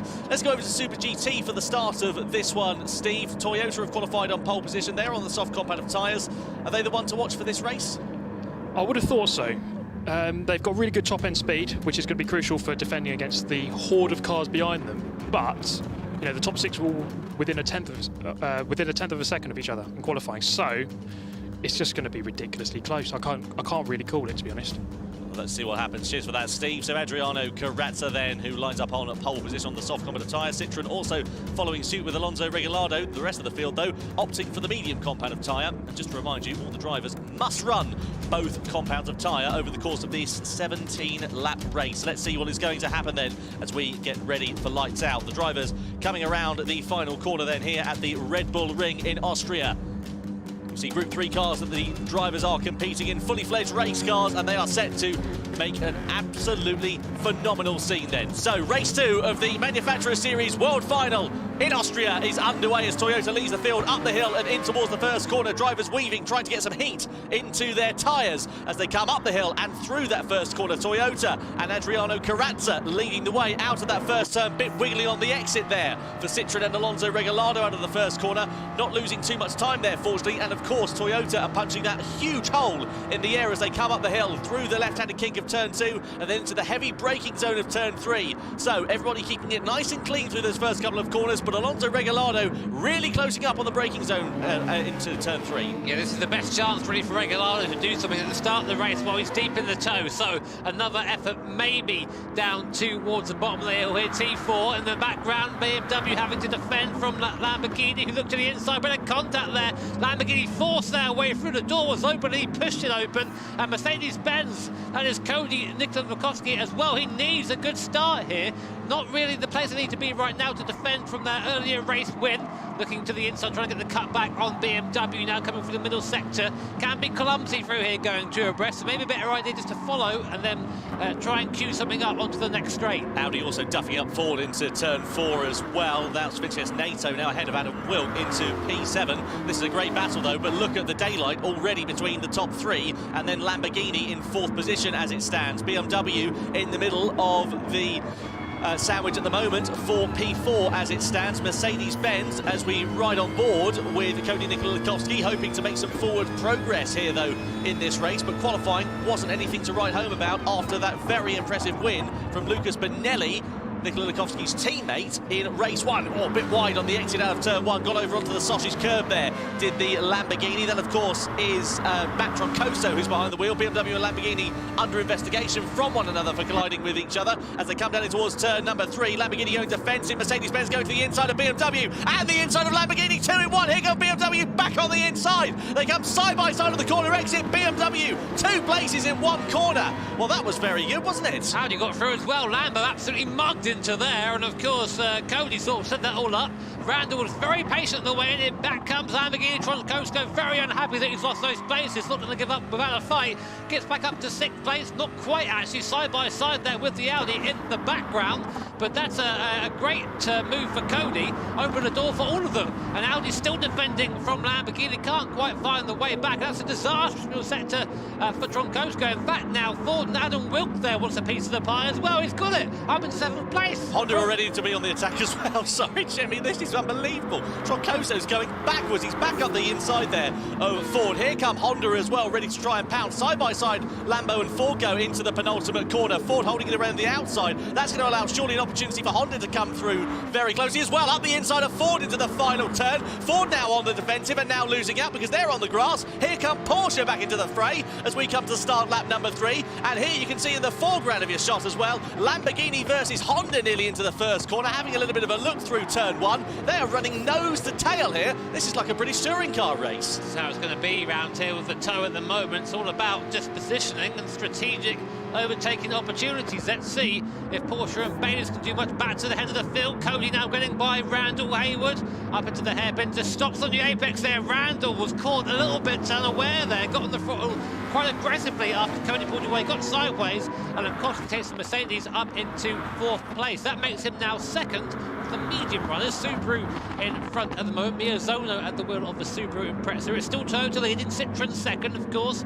Here is 4th, 5th and 6th place Audi, and Lamborghini, of course, still recovering after the abuse. I think he got on the last lap, absolutely just shuffled down the back of the field there. Yeah, it just goes to show that one simple mistake or error or some kind of duffing up from another competitor can just cost you so dear. And that's exactly what happened to Lamborghini there, as they just upset their rhythm going through there, and then they were just falling down the order thereafter. And you can see now Mercedes-Benz as we look at Cody Nikola Laskovski in P4. He's got a bit of daylight between himself and Subaru, Takuma Miyazono in the Subaru, who's in P3 as it stands at the moment. And let's see whether he's going to be able to do anything to try and close that gap down. Be a true test of what sort of pace Cody's got underneath him in terms of the racing pace here. Well, this is the thing now. He's going to be in the tow. Steve, mate, what does Cody do from here? He's sort of in this duel with Randall Hayward. They're going to keep fighting. How's he going to get away? Well, he's just looking at the screen there, he's flashing him. To me, that means that he probably wants to work with him and not fight, because for these first couple of laps, there's been far too much contact between these front runners. So now it looks like they're going to get their head down and just try to actually make some ground going forwards. Cheers, Steve. Ford versus Honda in the background. We just saw going in towards turn 3. They're still side by side on the exit. You can just see there in the background of your shot. Porsche ready to pounce there as well. They're now up into P9 at the expense of the Japanese manufacturer. So Sugimura getting duffed up. Here we go. Here's Porsche on the inside. Ford as well. Here come Honda. Contact between the right-hander as they come through. So Ford into 8th position. Now it's Porsche in 9th. Now it's side by side between Volkswagen and Honda then as they come in towards the middle sector. They're going to flick it left. Honda on the inside versus Volkswagen. Did they manage to hold the line? Yes, they do. And now Ford is on the outside of Porsche, and now Ford is through into 8th place. Well, this is the thing now. Ford have fallen somewhere because they were up with Lamborghini a couple of laps ago. I think at the moment shuffled back a little bit when that was going on. Porsche, though, still looking feisty. Not really in place to overtake these last 2 corners, but you wouldn't believe that, how close Bayliss is. And again, getting a bit too close, that allows the Honda to get involved as well. Looking back here, of course, there are your Team 4 drivers on the left there. Right now, it is Adam Wilk at the wheel, the Australian driver. He's been a Ford driver for as long as I can remember, so knows that Ford GT probably better than anybody right now, and is having to use all his expertise to keep the rest of his train behind him. Back up now to 6th and 7th place. That's Audi and Lamborghini. Very similar drivetrain and engine, these cars, as Audi has to go defensive. Lamborghini Troncoso again, just a lot of contact with him. He's very, very forceful he is. Goes back up into 6th place, gets the slipstream done, pulls across, back up to 6th. Nicely done there, and that's some kind of consolation there for Troncoso after getting absolutely duffed around in those opening few laps. Now on the recovery drive once again, an incident under investigation and warning then given for Ford for colliding with another car. We saw quite a smattering of contact there in that middle sector, and now Ford back through into 8th position, once more ahead of Porsche now. Meanwhile, at the front, Toyota leading the way by 7/10 of a second as it stands. So nicely done there for Adriano Corazza, I should say, who is behind the wheel. Citroen there still 7/10 of a second back, but they're doing a good job of just holding enough of an advantage to not allow Alonso Regalado to challenge for the immediate future. For now, yeah, of course, pit stops, we expect them at some point, so we'll see what's happening and going on there. He's still within slipstream range. 7/10 is still going to be getting a little bit of a toe there, so maybe just biding his time a little bit as you can do. Here we are, BMW now in the wheel tracks of Mercedes. This is going to be a fight I think we've seen for a while now. As Steve said, probably it's looking to work together. The gap they've got to Miyazono is 2.7 seconds. If you just about probably see if we move to the left here, just about see in the background there's the Impreza, there's a little blue dot on the horizon, that's the gap as it sits on track right now. You see Randall lifting off a little bit here. There aren't any fuel stops to be made here at all, so saving fuel isn't going to help you, but just being patient. Patience is going to be key there in this race. Saw a bit of a wiggle coming out of that corner there for Randall Haywood as he just tries to get on the power a little bit too eagerly, riding on board with the American driver. Again, somebody who we're very familiar with seeing in our World Tour events previously. Good to see him fighting so well here with the BMW. Of course, fellow teammates of the BMW, Koke Lopez, who we saw in race 1, and Nicolas Rubelar as well. And we're keen to see what the Chilean driver can do in race number 3, the Grand Final, coming up a little bit later on here today. So through the middle sector we go then as we look at Mercedes versus BMW. What do you think is going to be going through the mind here of Randall Haywood? He's behind the Mercedes-Benz, and likewise Audi versus Lamborghini, just being stuck behind them in those middle sectors. Do you think they're just going to sit there for a little while, and do you think they're just going to wait for the strategy to unfold before they pounce? Say strategy unfold, there isn't a numerous strategy here. That's the problem, it's just pitch in, take time. So maybe fans coming in a lap early and trying to get the undercut if you're on a medium compounder tyre.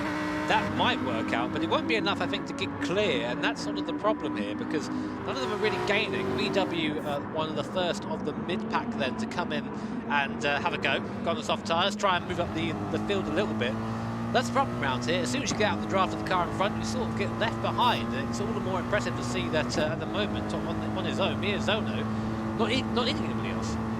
That seems to be running very nicely there. Takuma Miyazono has extended that lead now just up to under a second. And if we look at the strategy here in this race in terms of tyres, we're expecting the racing softs to be run for about 8 laps or so, then onto the mediums for the remaining 9 laps. So we're just about to come then into the pit window here, Steve. And what do you think is going to be going through the mind of the race leader of of Adriano Corazza at the moment as it stands?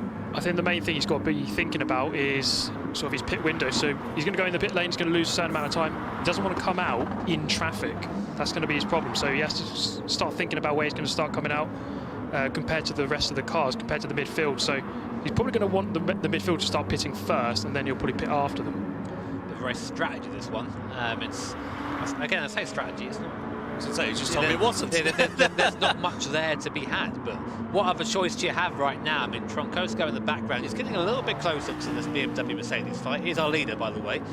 Adriano Corazza, he's led since the start of the race, in from behind with Regalado. Now we're getting some pit stops, and BMW and Subaru coming at the same time. Audi do not come in, neither do Mercedes-Benz, so we're seeing a bit of a divergence here, which will probably see Randall Haywood jump Cody Latkovsky. Subaru, of course, Miyazono on his own, looking to try and get a bit of a close the gap a little bit to Toyota and Citroen, and maybe attack at the end of the race. But already about a 4 or 5 second gap between Subaru and the top 2 drivers. This is going to be exciting to see how it plays out. Here comes Subaru then out of the pit lane, then Takuma Miyazono behind the wheel. Where does he emerge? It's P8, and he's got a good bit of daylight in front of him as well. That's what you want after a pit stop. You'd like a nice bit of clear track if you're trying to close the gap down to the likes of these guys here, the Toyota and the Citroen. And that is exactly what will be a very welcome sight there for the Subaru driver. And of course they're on the soft tyre now to the end of the race, whereas of course Citroen and Toyota out in front are going to be on the medium compound tyre towards the end of this one, because they have to run both compounds of tyre, just to remind you here. course, we're on board with Toyota right now, Carrazza. Now, will we see him come over to the right-hand side of the circuit and come into the pit lane? Let's have a look as we come round the penultimate corner for the 8th time. Drives the car in deep there. Will he pull over to the right? No, he's going to take a couple more laps out of his tyre. The thing is now, Alonso Regalado is starting to pull back a little bit. I was going to say his gap coming down, that's because he's come into the pit lane, now going for that medium compounder tyre. He was starting to fall off the back of the Toyota, so maybe this is a good idea.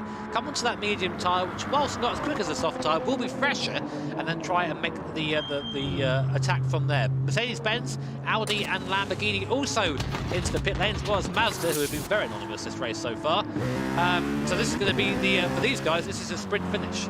So then, new sets of Michelin rubber going on. Here comes Subaru. They're now into 4th position as it stands, just coming out of the pit lane there as well. You can see some of the mid-pack runners in this race. Looks like Mercedes-Benz, Audi also coming out of the pit lane. Volkswagen and Ford under investigation for colliding with another car. Toyota still lead the way though, just to remind you, on lap 9 out of 17, 14 seconds now ahead. Steve, in terms of the pit loss time then, if it stays as it is, where should we expect Toyota to come out when they emerge from the pit lane here? Let's say Porsche don't pit, they should be ahead, just ahead of Citroën. It'll be very close though, because Citroën, of course, getting that undercut. So let's see, they're probably going to come in this lap, I would have thought. So we're going to find out very soon. Yeah, so we'll wait and see what happens when they come into the pit lane. This is the thing, a lap can make a difference, it really can. Interestingly, Ford there, slapped with a 1 second penalty, obviously getting a little bit too rough around it. We saw quite a bit of that at the start, but the stewards thinking Ford maybe crossed the line a little bit. Here is Cody in the car right now. Fair to say Cody's not quite been on the form that we've expected of him recently. He's sort of dropped off a little bit. He's someone very critical of his own driving, and I'm sure won't be happy not to be running at the front of the field, especially given just how strong that Mercedes-Benz is. So Toyota in the pit lane now. Here comes Carrazza going on to that medium compounder tyre, Porsche in as well. The important thing is, where is Citroën? We're going to find out very, very shortly. Toyota come out the pit lane, that's Carrazza of course. Look to the left, there is Citroën, they're quite a way back, so Toyota will still have quite a sizable gap, I think, coming out the pit lane. If anything, Citroën may have fallen back a little bit, but does have the overspeed. They'll have the tow as well, but I don't think they're going to be close enough for a move. You're going to have warmer tyres, which may prove to be a little bit of a factor over the next couple of corners, but like you say, just I think a bit of a day late and $1 short, they're not quite close enough to mount a challenge. Subaru there now in 3rd position, but Subaru of course on the softer compound of tyre here as well, that's something to mention. They should in theory be a little bit quicker than the 2 drivers in front. Well, this is when you're in Citroën and you look in your mirror and go, oh no, here come the soft runners. Takuma Miyazono as well. Yeah, old Takuma Miyazono. Yeah, it's going to be a tricky time for these guys at the front, because the tyre difference isn't as big as we've seen.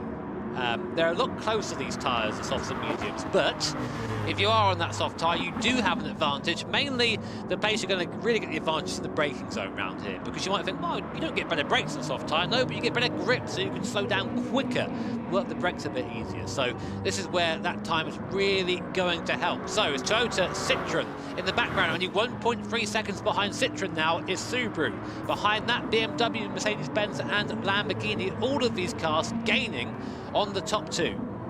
So Toyota coming out of the final corner there behind the wheel of that car. Just to remind you, of course, it is Adriano Carrazza, the Brazilian driver, as he comes over the timing line. Citroën there in 2nd position. Alonso Regalado, who's behind the wheel, and Takuma Miyazono for Subaru there in 3rd place. Interestingly, the fastest team last time around, or the time around before that, I should say, it was Randall Hayward in the BMW, who's in 4th place. Also, of course, on the soft compound of tyre. I mean, we've got 6 laps left just over here now at this circuit, and I'm keen to see how much of the gap, which currently sits at 2.8 seconds to Subaru, Randall Hayward can close down. Well, it's about half a second a lap, I think, between the soft and the mediums here at the moment, if our timings to be believed anyway.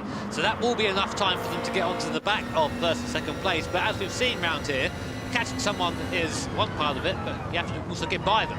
That's the important bit, and we know that Miyazono is no slouch when it comes to overtaking. We've seen his technique, which is very often just to put the car into the corner and say, well, if you don't move, we're going to have some contact, which is, to be honest, a fairly good strategy. There is Team Subaru, not a bad team, is it? No, exactly. So, yeah, Takuma Miyazono, Danny Solis, Mikael Hazal. I mean, if you could pick a lineup out of a hat, I think if you chose that one, you'd be pretty pleased with that. Just to give you an idea, by the way, of the difference in pace, last time around Subaru, 127.635. Toyota in front was a 128 flat, so about 4 tenths of a second faster at the moment, so the gap's definitely coming down. Surely it's a matter of when and not if they mount a challenge. Yeah, but of course, bear in mind these soft tyres only have really a limited life of being quicker than the medium, so it's these laps now that matter most for Miyazona. It seems that Randall Hayward not quite on the same ballpark of pace right now, but the important thing is Subaru now have the draft from Citroën, so this is going to be probably the best overtaking opportunity Miyazona is going to have. Here is the view back from Regalado in the Citroën, and the Subaru gets bigger and bigger in the mirrors as the slipstream gets more and more prevalent, and Subaru goes to the outside. Miyazona just drives right by, and Regalado just let him have that. There was no defence at all, maybe giving him the place to try and get the draft back. I think he could really do there, Alonso Regalado, and like you say, maybe he needs to just try and change up the tactics a little bit to try and close that gap down in turn to Toyota in front. You can see there in the background the ever-looming Mercedes-Benz, BMW, I should say, rather, here as we ride on board here with Citroën now in P3, trying to hang on to the coattails of Subaru at the moment. At the moment, yeah, it's a great onboard shot from this Citroën with the sort of fighter jet-style dash there. Very much has the Subaru in his crosshairs at the moment. So our live point ranking on the screen at the moment. Right now, Mercedes would be leading with BMW second and Toyota third in the points rankings. But of course, remember, last race is double points. That could all go upside down if things don't go the way of the top three. On board still with Regalado coming through the second to last corner. And now Miyazona needs to get onto the back of Corazza in the Toyota. I think he's got the pace. He's down to less than a second now, so it's only going to be a matter of time before we see a challenge for the lead. But the real question is, can the second group catch up and get involved as well? Steve, what do you reckon about that? Yeah, that's probably why I would say that's why the Citroën let the Subaru through, because he's just conscious of that group behind, doesn't want them to catch up, doesn't want to fight with Miyazona too much, therefore just eliminating that fight, eliminating time loss, let him go through, getting the tow, and hopefully that will mean that the group behind won't catch up. You've got to use your head sometimes in racing, not all the time though. Sometimes a big old send is the remedy for your problems. What was it you said yesterday? Big sends? Yeah, big sends or get out, not interested. That's how it is. And we've seen a couple of them so far, and I've got a feeling we might see one more at some point. But saying that, Toyota actually managed to keep the same gap on the straight there, so not quite in the draft is Miyazona. This is where he will gain if he does. Through this middle sector, this is where having better tyres really helps the most. Just a little bit better cornering, of course, a bit better with the braking as well. And as I say that, he takes about a 10th out of Toyota in the first part of that alone. And dirty air, not really a thing in these cars. There is a little bit, of course, because they do have a better downforce, but nothing as crazy as X2019, for example.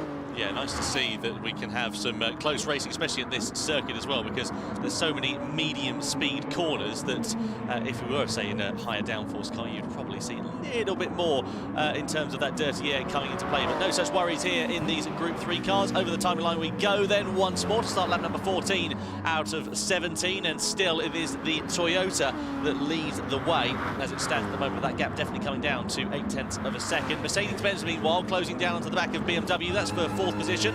You can see here Cody Nikolikovsky, the driver who is behind the wheel. Randall Hayward, the guy who will be looking in his mirrors ever more so as that Mercedes-Benz looms ever closer. Of course, Mercedes won the first race for the Manufacturer Series World Final a little bit earlier on here today, but they are now only harrying for fourth position, and Cody is now the man who is on the attack. You can see that Randall knows that as well. He pulls towards the inside line, tries to get offensive, but surely we can see that Cody's going to try to attack. He pulls into the slipstream, he pulls out of the slipstream, he goes deeper on the brakes and goes through into P4.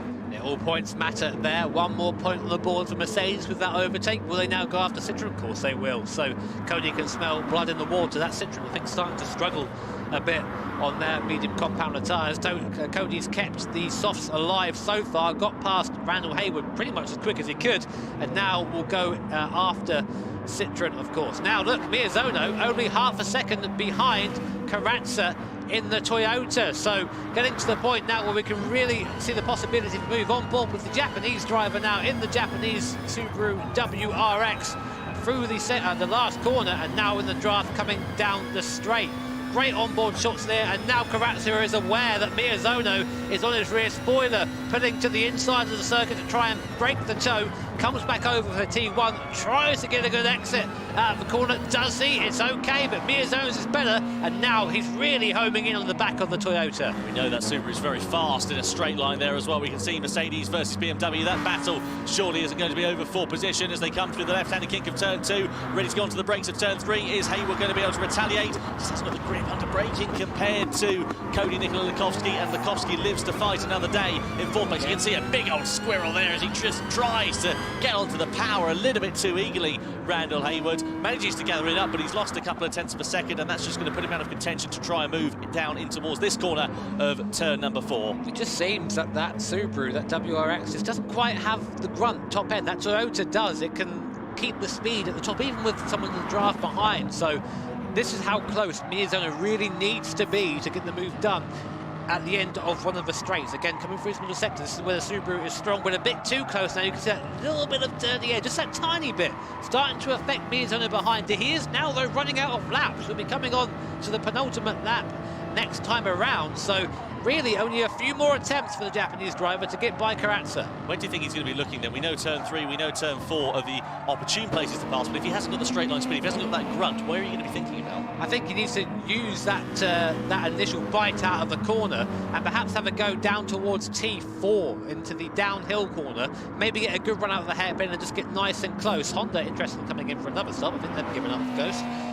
But here is Subaru. This is going to be maybe the chance for the race here. Miyazono deep in the wheel tracks of the Toyota in front, but again, just not quite closing up as much as he needs to. He's heavy on the brakes, so he's going to try and, I think, cut back and get a better run out of the corner. Karatsa masterfully there, just sits on the apex. He's going to use the power of the Toyota on exit to try and defend. And look at the Toyota drive away from the Subaru in a straight line. There we go, down in towards turn 4. This surely would be the opportunity, but it's not going to be one there for Subaru and Takuma Miyazono. Meanwhile, P3's ready to change hands. Here comes Cody. Oh, big old defensive driving there from Alonso Regalado. Cody pulls alongside on exit, coming through as they go side by side through the right-hander, and Cody is up into the podium positions for Mercedes-Benz. Once again, Regalado's going to try and retaliate into the left-hander, not able to find his way through. It's Mercedes-Benz and Nikola Lukovsky back onto the podium. Tell you what, you're not going to out-aggressive Cody. I'll tell you that. You can try, but you see Cody saw it coming, and that is a wise head there on young shoulders. Just saw the move coming,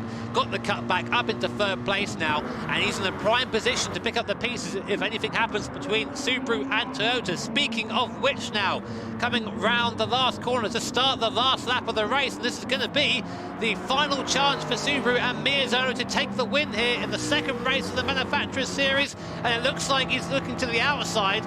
I think Karatsa was trying to break the toe there, but Miyazono didn't follow, and now a much better run through T1. This could be it. Here we go then into the slipstream once more there for Subaru. Took great legs for that Toyota though as they come up the hill in towards turn 3. He's trying everything he can here, Takuma, but you can see that there as well as they go into the left, the right-hander onto the brakes. We go very defensive there from Karatsa, parks it on the apex. Great run out though from the Subaru of Takuma Miyazono. Is he going to be able to pull alongside as they come down this straight then? They're nose to tail with one another, but surely it's going to be Karatsa who's got the straight line speed, because you can see Takuma Miyazono's trying his hardest, trying to go around the outside into turn 4, but not able to find his way through, trying to get the switch back through there. But again, he's close, but not quite close enough as it stands, coming into the middle sector. This is great tension between these drivers. Citroën now are back ahead as well of Mercedes-Benz, so Alonso Regalado has managed to get the better of Cody Nikola Lukovsky here on this final lap. Let's see whether it stays that way until the checkered flag, and let's see what happens then here coming through these final couple of corners. Riding on board we are still with Takuma Miyazono. Karatsa again pulls to the right-hand side of the track, then moves over left, trying to break the toe for the Japanese driver. Side by side we are in the background for the final podium position as well between Citroën. Here we go then, Toyota defending once more. Miyazono trying to get the long way around the outside, switch back on the inside. Side by side they go, and Miyazono and Subaru take the victory on the line. That is fantastic. Takuma Miyazono and Subaru win it on the line in race 2 of the Manufacturers Series final. Toyota finish in 2nd place. Citroën take 3rd ahead of Mercedes-Benz. What a great final lap here in the Manufacturers Series. You cheeky boy. That was fantastic. He really just set that up. You see Karatsa's there just like, oh, really? Come on, man. I defended that entire time. And Miyazono, showing why he's one of the best drivers in the world, did not give up right till the very end. And something that we might have missed, actually, is Citroen managed to sneak back by Mercedes and finish in third place. So action all the way to the end. Fantastic racing there. Huge congratulations to Subaru then. Mercedes lead the points going into the grand final for the Manufacturer Series. They are just 2 points ahead of Subaru in second place. And then comes BMW, who are going to be on 16 points in third position going into that grand final. The grand final is about to be on the way in just a few moments' time for the Manufacturer Series for the 2020 FIA GT Championships. We're at Interlagos. What a thrilling prospect that is going to be in these Group 3 cars. But before we do that, I think we should probably just have a quick look as we got our breath back over Race 2's Manufacturer Series highlights. It was just a phenomenal race from lights to flag, wasn't it? Toyota led the way at the start. So it started off quiet, but that would be a lie. Everyone was squabbling for position very early on. Here was Mercedes and BMW, Cody and Randall. They were fighting for pretty much the entire race. Cody quick early on and Randall a little bit too enthusiastic on that throttle there. Here was Citroen Subaru as Miyazono on a fresher set of soft tyres started to make its way up towards the front of the field. And this was into the closing stages of the race. At least you can see Mercedes-Benz getting themselves ahead of BMW once again. Nikola Laskovski ahead of them. And then he tried to attack Citroen, did Nikola Laskovski. Alonso Regalado having to set off a second best at that particular point on the penultimate lap. Wasn't long though before Regalado decided to try and retaliate. But it was the final corner where things came unstuck for Toyota. They led every single corner on that race, but for the last one and to the line as well. Meanwhile, side by side as well between Citroen and Mercedes-Benz for third position. You can see what it meant to Takuma Miyazono here. Absolute elation on the Japanese driver's face and devastation on Adriano Carrazza's. Well, Toyota left every lap apart from the last one. So you can imagine, quite frustrating. There are the official results then. So it's Miyazono for Subaru, Toyota second, Citroen and Regalado third, right on the line, we saw that there. And Mercedes-Benz are now current points leader, or I should say retaining the points lead in fourth position. But now after that, it's very close in the ranking. Subaru, who might I say have never actually qualified for one of these world finals before, are now in second place, only 2 points off the lead, with double points up for play in the last round. Doesn't get much closer than that, does it? I'm really looking forward to the grand final. As you said, double points, 24 a maximum on offer for this grand final. And that means that anything could happen. And to be honest, with the GT Championships, it usually does. Exactly. I'm looking forward for the Coque Lopez style of the Nations Cup, where he comes flying back in and someone from the bottom of the field takes it. But I'm looking forward to this because we've got the big guns out for the last race. So yeah, absolutely. Just to reference, by the way, when he said Nations Cup, he means the EMEA regional finals, not the world finals. Yeah, that's still to come. We haven't seen that yet. Yeah, so. exactly. We don't know what's going to happen. If you do, let us know. Anyway, so that's along the way, I'm sure, very, very shortly. The Manufacturer Series Grand Final along the way next. But first, we should probably speak to the winner, Takuma Miyazono. He's talking to Julia. Hi, Takuma. We talk again. How are you? I didn't think I could win, so unbelievable. Oh, yes. Look at this. Practicing your English. I'm loving it. How fast was your heart racing in that final bit of the lap just before you overtook? How fast was it? 本当狙ってたんですけど、まさか思い通りに行くとは思ってなかったので、もうどれだけ上がったかっていうのももう覚えてないぐらい興奮しました。So you remember we talked yesterday and I said you were the master strategist and you were like, oh no. See? You totally are. That was such a good play. ありがとうございます。今日に関しては本当にチームメイトのミックとダニエルのおかげで戦略をきっちり決めることができたので、本当に自分だけじゃなくてチームの勝利というか、もうみんなのおかげですね。Speaking of team, have you got any advice for Mick going into that grand final? あんまりなんかもう自分からアドバイスできることってないので、もう彼に全部任せて、あとはもう祈ろうかなっていうふうに思ってます。Okay, well you go and relax now, Takuma, and I'm sure we'll be talking again probably at some point. So yeah, speaking of Mick, actually, if you don't know too much about our previous Gran Turismo winner, I mean you should do really, but in case you don't, here's a little catch up for you. My year as a GT champion has been quite relaxing so far, so don't worry guys. My name is Mikhail Hizal. I'm the 2019 FIA Gran Turismo Nations Cup World Champion. And for this year, I'm participating in the Manufacturers Cup Series for Team Subaru. There's only one goal for me, which is to win the Manufacturers Cup Series with my teammates. If I had to compare myself with the other competitors, personally I don't really know where I actually would stand at the moment, but I have seen a lot of new guys and also like from the previous year, so many guys improving themselves, and I'm really looking forward to see the outcome of it. Ja, Versprecher. My favorite superheroes are my parents. My favorite GT car is the Subaru Impreza 22B. My favorite GT track is El Capitan. I'm a morning person. I love cookies. If I would be a superhero, I would like to have lightning powers. Ich weiß nicht, ob ich überhaupt das reiten will. It's not like only about the driving skill here, it's also about the mentality, as well as being personally fit, like physically fit about it. There's so many areas which you need to focus on yourself in order to be a really top driver even. Yeah. Thank you. I mean, it's not like we really need to be updated on Mick Hizal. He is a Gran Turismo stalwart, like right from the get-go. He's always it's been kind of weird that he hasn't been around, actually. It's kind of a sort of Hizal-shaped hole in our heart. So we are super glad to have him back. Now, before we get into the next race, though, we actually have another little update from the man behind Gran Turismo, Yamauchi-san. Let's hear what he's got to say. グランツーリズムを作る時に限らないんですけれども、最近僕気づいたんですが、なんて言うんでしょうね、こう今を生きているように見えて、実は未来を生きてるんですよね。今こうしてワールドファイナルが始まろうとしていますけれども、その瞬間にはすでにもう来年のワールドファイナルの始まりっていうことも想像しているんですよ。だからなんか一見今を生きてるように見えて、常に未来の時間も同時に生きているっていうのが、僕のものの考え方だったり、あるいはものの作り方の特徴なんじゃないかなっていう気はしています。Oh, it's so nice. It's like getting a little Christmas message from the family there. I'm fully here for it. And it's a shame we haven't been able to do things quite so sort of face-to-face this year, but I'm hopeful that it's all going to come back next year and we'll get to hang out in person. I guess we should, I don't know, maybe kick off the grand final now. Should we do that for the Manufacturer Series? What do you reckon, Tom and Jimmy?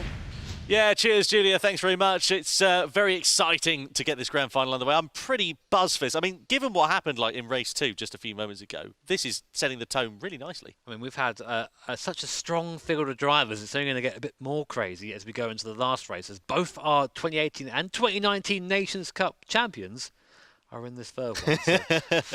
Yeah, it's going to be spicy, isn't it? Let's have a look, shall we, and just remind you what happened in race 1 and 2 of the Manufacturer Series World Finals here today then. So race number 1 was, of course, at the Sardinia Road Course A layout. It was Mercedes-Benz who led the way from pole position. It all went wrong for Porsche in the mid-stages of the race. They found a very quick route to the barrier on the outside, and then quite a lot of cars had to take avoiding action. Meanwhile, Mercedes-Benz managed to leapfrog Ford and got themselves back into the race lead, where they would stay until the end of the race. Ford finishing in 2nd place and Honda getting 3rd position there as well. You can see Lucas Binelli, that's what it meant to him. And then race 2 was at the Red Bull Ring. Yep, Toyota led this one, of course, as you know, as you've just watched this, and the Subaru came back through the field after an alternate strategy on the soft tyres at the end, so very fast in Miazone at the wheel. Mercedes-Benz and Citroën had a great fight, which would end off with Citroën taking the win right at the last moment, but Toyota led all the race apart from that last corner, where Miazone snuck by in the Subaru, took the win right at the end. Citroën doing the same thing to Mercedes-Benz, taking 3rd, and Miyazono there, very happy boy, a bit surprised I think. Yeah, not surprising there at all for him to be so happy, at least. Disappointment on the other side for Adriano Carrazza. Here's how the points sit then after the 2 races. So Team Mercedes-Benz are on top, 19 points. They have a 2-point advantage over Subaru going into the grand final. BMW there in 3rd position on 16 points. Toyota on 14. Lamborghini and Ford tied for 5th on 11 as it stands. Citroën and Honda tied for 7th on 8. And then you can see Audi, Porsche, Volkswagen, Mazda down there with just 1 solitary point as it stands as well. I think realistically, top 4, those are the ones to watch. Those are the guys in with a chance of double points coming up at Interlagos. So speaking of Interlagos then, that of course is the venue for our grand final in the Manufacturer Series. Interlagos, what a track it is. Based in Sao Paulo in Brazil, it's hosted the Formula 1 Grand Prix since the 80s. You can see 4.3 kilometres full of lovely medium speed corners, and this of course is the first time we get to see proper strategy involved in terms of racing hard, medium and soft tyres. That's right, Tom. Tyre wear rate at 6 times as well, so those tyres will fall away fairly quickly, and that'll have a big effect in that middle sector where all the time is found. You'll know that as you watched my video earlier on, of course, as the professional that I am. Big overtaking spots down towards T4 and, of course, up to T1 down to Center S. 30 laps for these drivers as well. That is going to be a very exciting time for us there commentating on it, and we hope for you watching it at home as well. In terms of what it means for the strategy, this is what we're expecting. If you start on the softs, you'll be doing 9 laps on those, 10 laps on the mediums, and 11 laps on the hards. If you do start on the mediums, you'll go on 2 stints on the, 3 stints rather I should say, onto the soft tyre, and then you'll go for 1 lap on the hard tyre towards the end of this one. So we have been told the 4-stop strategy is possible, as you can see at the bottom there, but it requires you to basically full yeet the entire time, full send. You have to be going full throttle. Any mistake and it's not going to work. There is going to be fueling as well. About 24 laps you'll make on the full tank around here, so a little bit of fuel saving if you're in a pack, and we've seen how much of a difference that can make. That could be the difference to becoming first or coming third. Well, exactly, yeah. I'm really excited to see how the drivers are going to be faring over the course of this one. Let's go down then to Steve, Super GT, shall we? Steve, you've got some updates on our Michelin Driver of the Day. Yeah, just looking at the early candidates for Driver of the Day, we've had some really good drives so far today. So race 1, let's not forget in the Ford, Tatsuhiko Kato with a really good drive to second, and then of course Miyazono with that win in race 2. So those guys looking early contenders, but let's see in the grand final if anyone can add their name to that list. Yeah, cheers there, Steve. Looking forward to seeing whether he will be able to, any of the drivers will be able to do that. Of course, we've got 2 Nations Cup champions in this one, Igor Fraga, Mikael Hazal. Well, you can't count those boys out, can you? I've been fanboying a bit today. I love seeing these guys on track, 'cause it's always just this massive battle. When was the last time we saw them both together, though, like this, properly? Man. I think it was, 2019. Whenever Igor just missed. Must have been Monaco last year. At the Red Bull Ring. Yeah, exactly. So I'm really hoping that they have a better time out of it out on track. So let's see what happens then as we get ready for Go Racing for the grand final. As the Subaru heads out of the pit lane then, we get ready for the final part of qualifying for the grand final for the Manufacturer Series. The second group going out in this session. To remind you, it's a 1-lap Super Pole qualifying session. Drivers only get 1 shot at their flying laps. As you can currently see, it is BMW who sit fastest on a 1 minute 29.984. Meanwhile, you can see this man here in the Subaru. That, of course, is none other than Mikael Hazal, who is going to be trying to overhaul him, and he's a bit of a qualifying specialist. Yeah, quick Mick. We expect him really to see him on the front no, and him and Miyazono especially, actually, and Daniel Sorensen, they've been really trying to represent this Subaru over the course of the years. And one of the conversations I'd always have with Mick at live events is, have you managed to get Subaru qualified yet? And you say, no, not yet, not this time. But this time they're here at the grand final and within a real shot of actually taking the entire thing here. So if you didn't know, these guys currently second in the standings behind Mercedes, but super strong field in this last race. So it's not going to be as simple as just getting a good qualifying place. This Interlagos circuit, of course, a very tricky track, full of lots of medium speed corners, lots of high speed areas as well. Nothing really that's particularly slow around here, but for a couple of hairpins, but nothing too tight. It's a very much a driver-focused circuit. You can see Mikael Hazal winding up the Boxer engine Subaru WRX, ready to start his one and only flying lap in this session. All drivers, of course, setting their flying lap times on the soft competitive tyre. So coming through as he goes over the timing line and heads down towards the centre S. Then you've got to pick your braking point coming into here. Wait for it. Picks it very nicely into there, hard on the brakes, clips the curb on the left-hand side, focusing on the exit of this corner, as we saw with Jimmy Broadbent's lap guide coming through here. Flick it through the left, and you want to get a good exit coming out of here so you don't carry that mistake all the way down the Retta Raposta. Making noises, my lap guide maybe not quite as quick as this. Yeah, but these guys are obviously. I tried cheating with super soft tyres as well. They're still faster than me. But right now, Mick up in the first sector. Here comes Toyota coming down now to their first sector as well. Also up on the BMW time, that is Yamanaka. Of course, a very quick guy, and again, a Toyota specialist, been in that car for as long as I can remember. Citroen as well. Koke Mizuno behind the wheel of that car, the Japanese driver. He, of course, is somebody, again, who we hold in very high esteem. What about Porsche? They've had a dog of a day so far. started off strongly and it's just gone bad to worse for them there, really. Angel Inestrosa now behind the wheel, of course. He won the Manufacturer Series in Tokyo last year on his first ever appearance, a debut appearance, so he knows he's got what it takes to win. Can he put in a strong performance here on the grid, though? Same team. Completely the same team from Tokyo in there. Unfortunately, they've not really found success since then. Mercedes, Matisse Beauvoir, first time we've seen him this weekend, looking very strong out there in the Mercedes. It's looking like that BMW is about to be shuffled down the field as we see the Subaru. Mick Kazal, of course, at the wheel of that, going to be setting the first time of the second group, comes across the timing line. What's it going to be for him? It's not provisional pole. That Subaru struggling up the hill, only good enough for third. I was worried about that. I thought he didn't have the grunt in a straight line, and so it proved to be. Toyota with Yamanaka over the timing line. He goes through, only 7th quickest as it stands in this session. That's not a quick lap time at all there for Yamanaka. Work to do there for him on race day. Here comes Citra then. Koke Mizuno behind the wheel. What can he do? Over the line he comes. It's only 7th fastest, 2.5 tenths down. But look at Porsche, and look crucially at the timing screens, because over the line comes the Porsche. Inestrosa takes 3rd position. Not quite enough at the end of that one then. What about Audi? Behind the wheel, Manuel Rodriguez, only 10th fastest. And here come Mercedes-Benz, then a 10th of a second down. Behind the wheel of that is Baptiste Beauvoir, the Frenchman. He comes over the timing line, takes 4th place, so nobody was able to topple BMW. Nicolas Rubilar, the Chilean driver, takes pole position. A whole season's worth of racing then comes down to this. What a prospect we have in place for us. The Interlagos circuit in Brazil plays host to the Grand Final. We're about to crown our 2020 Manufacturers Series champions.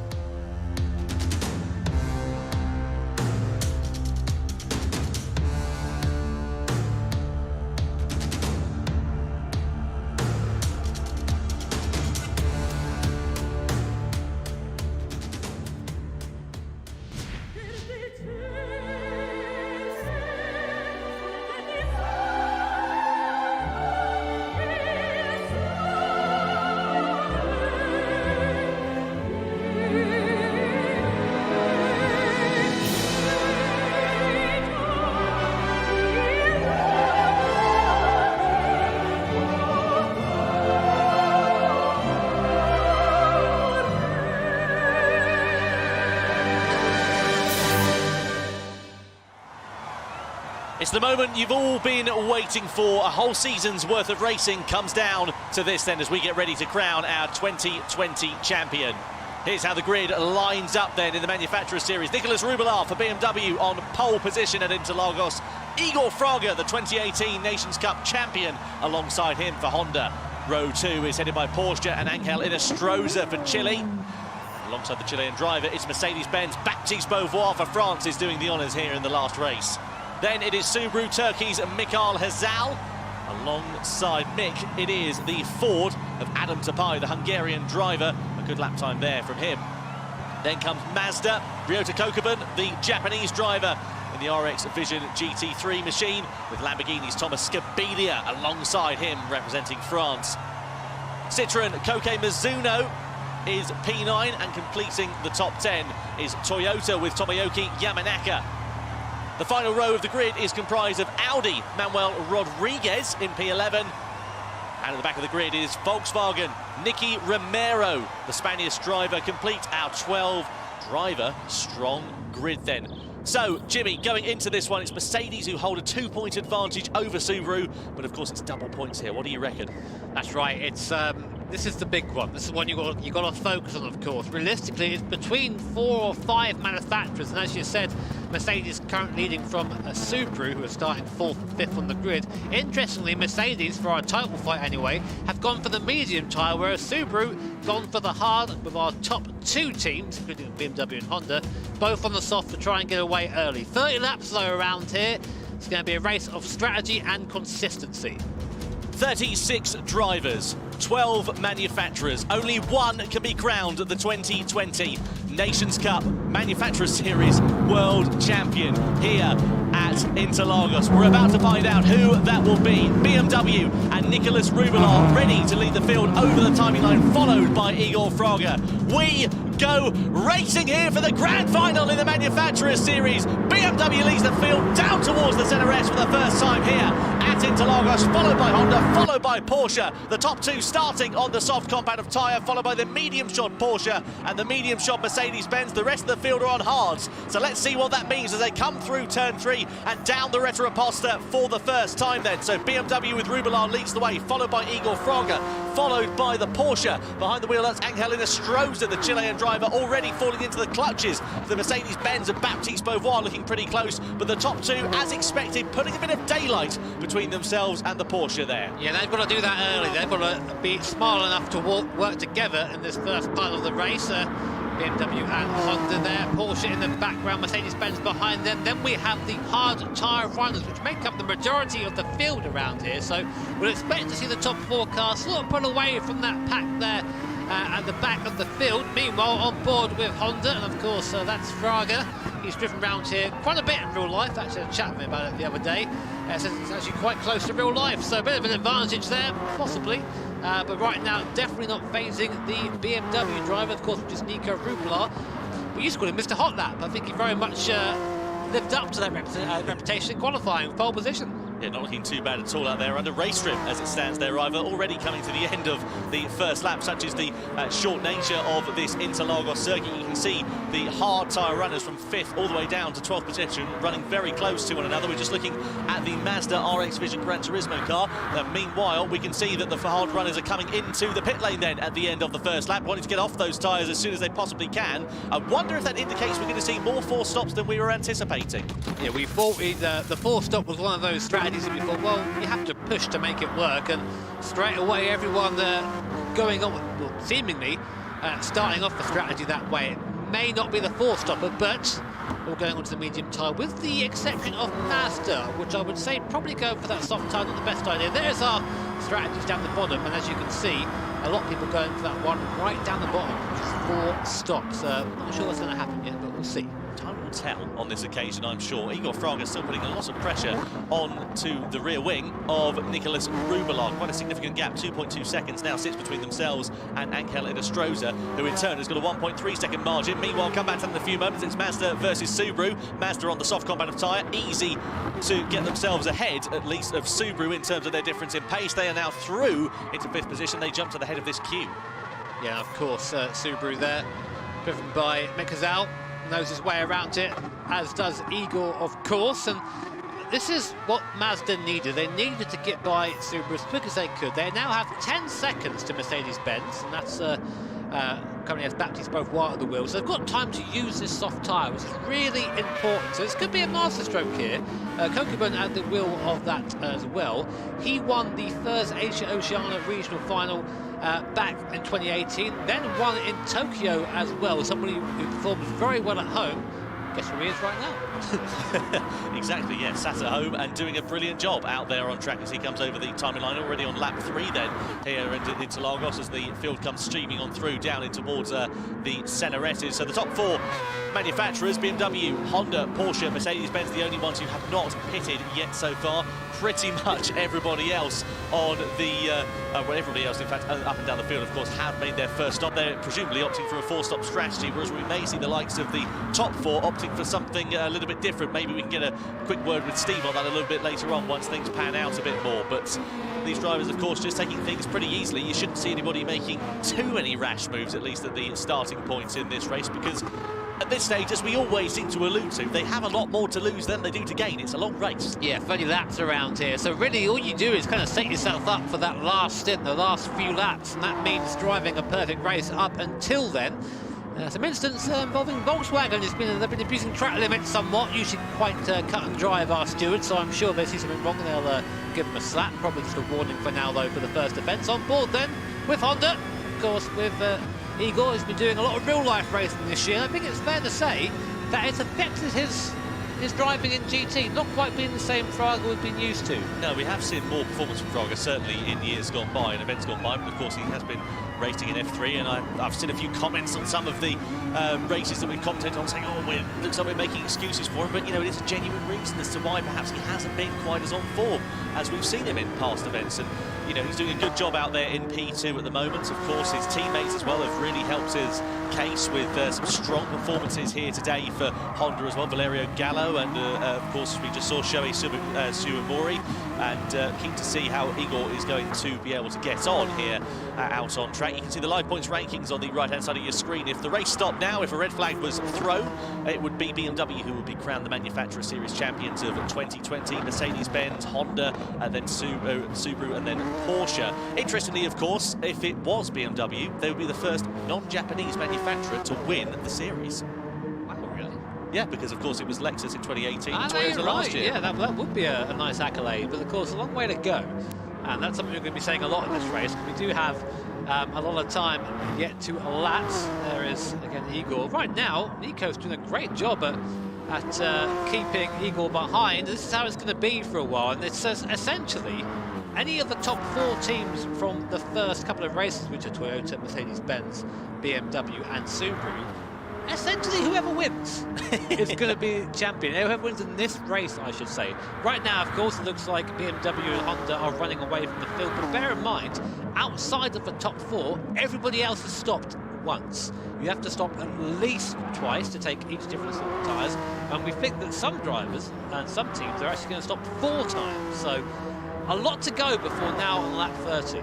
Well, Steve, the field relatively spread out owing to the early pit stops from the drivers who started on the harder compound of tyre. Presumably we're going to expect the race to come to those guys a little bit later on once they, of course, have worked out their strategy. But with so many running that same strategy, I mean, we've got drivers from 5th down to 12th, all on. It's effectively what we assume is the same strategy there. Do you think that that's going to kind of negate the advantage you might get from running that 4-stopper? So busy you can't even think about it. I mean, you gave him the longest question in the world there, so I think you've probably confused him. Steve, do we have you there, mate, or not? Can you hear me now? Yeah, we got you now there. Oh, jolly good. Okay, yeah. I think they've all done the same thing there because they're wanting to stay in the slipstream of each other and save fuel. We haven't really spoken about fuel. We've spoken about the tyres, but by sitting behind the other car, we've seen it in previous races like the GR Super Cup. You can sit behind, save a lot more fuel in the slipstream, so that's certainly going to be a factor. So many times you want to actually stay with other cars in the race. That's interesting. I didn't really think about it like that, actually. As you say, the first time we've spoken about fuel in this race so far, there's a car that's going to be burning all of it. The rotary Mazda RX concept there, making its way off the circuit slightly. Don't be doing that too much, and getting a bad run up there, of course, means you carry that mistake all the way down to T1, so he'll be happy with that. But right now, I'm noticing that Honda's starting to fall off the pack of BMW, which means they're not going to be getting that tow anymore. And we have heard that the mid-engine cars are a little bit worse on tyres, and that Honda is mid-engined. It's just having a look at the difference in lap times between the two of them. Last time around, BMW was a 1:30.5. Igor Fraga with the Honda was a 1:30.7. So only a couple of tenths of a second in it, but of course every tenth of a second counts. If you fall out of that slipstream range, as Igor seems to be doing at the moment, he could be up creek without a paddle, so to speak, if you like. I'm paraphrasing there, but we'll get back to that in a few moments' time, because here comes Lamborghini onto the back of Ford, down the Retroposta, in towards the fourth turn on this circuit.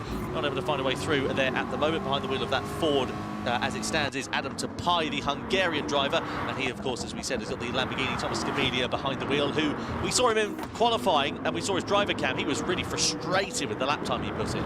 Yeah, you can be your own worst enemy in qualifying sometimes, just get into your own head, and I think that's what happened there. He's, I don't know what he was saying, but I don't think it was anything happy, to be honest. So, making his way back up through the field, though, he's got Ford and Subaru in front.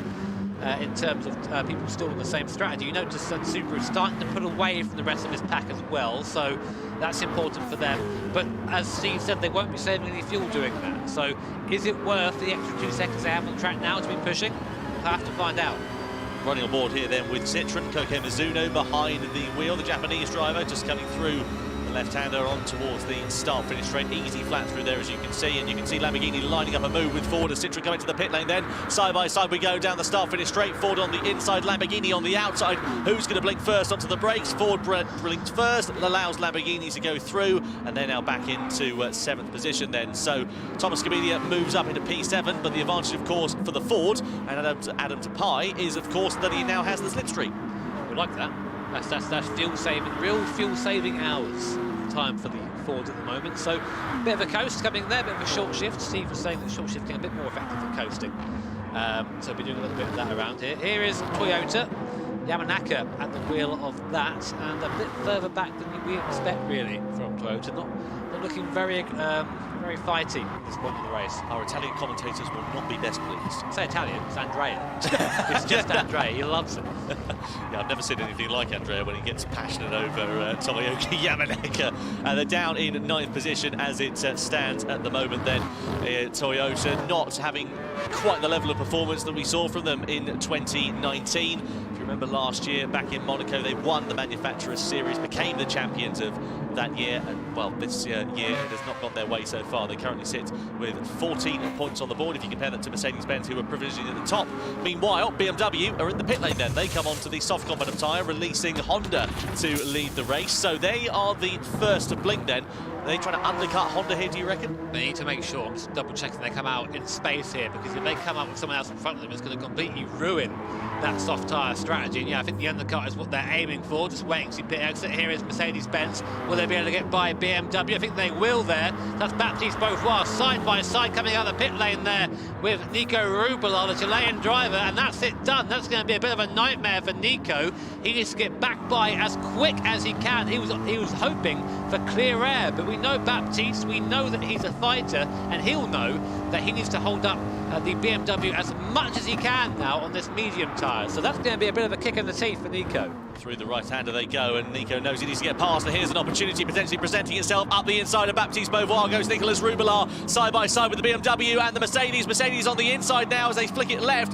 BMW on the outside, but more supreme grip from those soft tyres gives him the opportunity to get back through into 3rd place. That is very crucial for their strategy here. And Nico must have heard my request for the big send, because there it was, chucked it up the inside of Baptiste, got it done early, and he had to do that. He did that.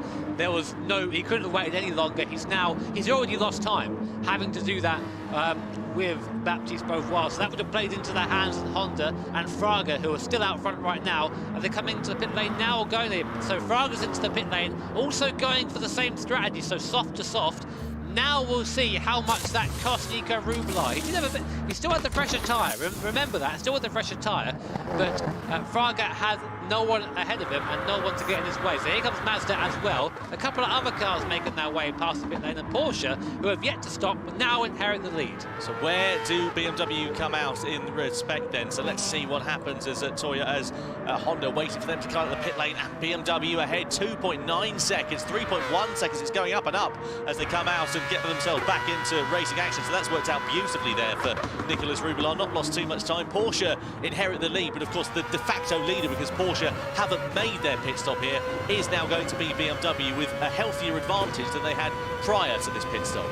Yeah, so it's not a big advance. Another 4 tenths, I think, what it was when they came in initially. So Mazda, though, this is Kokubun at the wheel of this thing. He's doing a good job on his own the majority of this race. I mean, you can't really miss the Mazda, can you? It's one of the loudest cars out there, one of the most spectacular cars out there at the moment, and really being wheeled by the Japanese driver, someone who's been with us really since the start of the World Tour event, so a very familiar name, and here for a reason. Such skill this man possesses. He's going to have to use all of it now to make the best of this race. Meanwhile, front of the field, BMW, Nico Rublard's gotten to the back of the Porsche. That's Angalin Astroza, who's going to be on much older medium tyres. There's not going to be much he can really do in terms of defending here.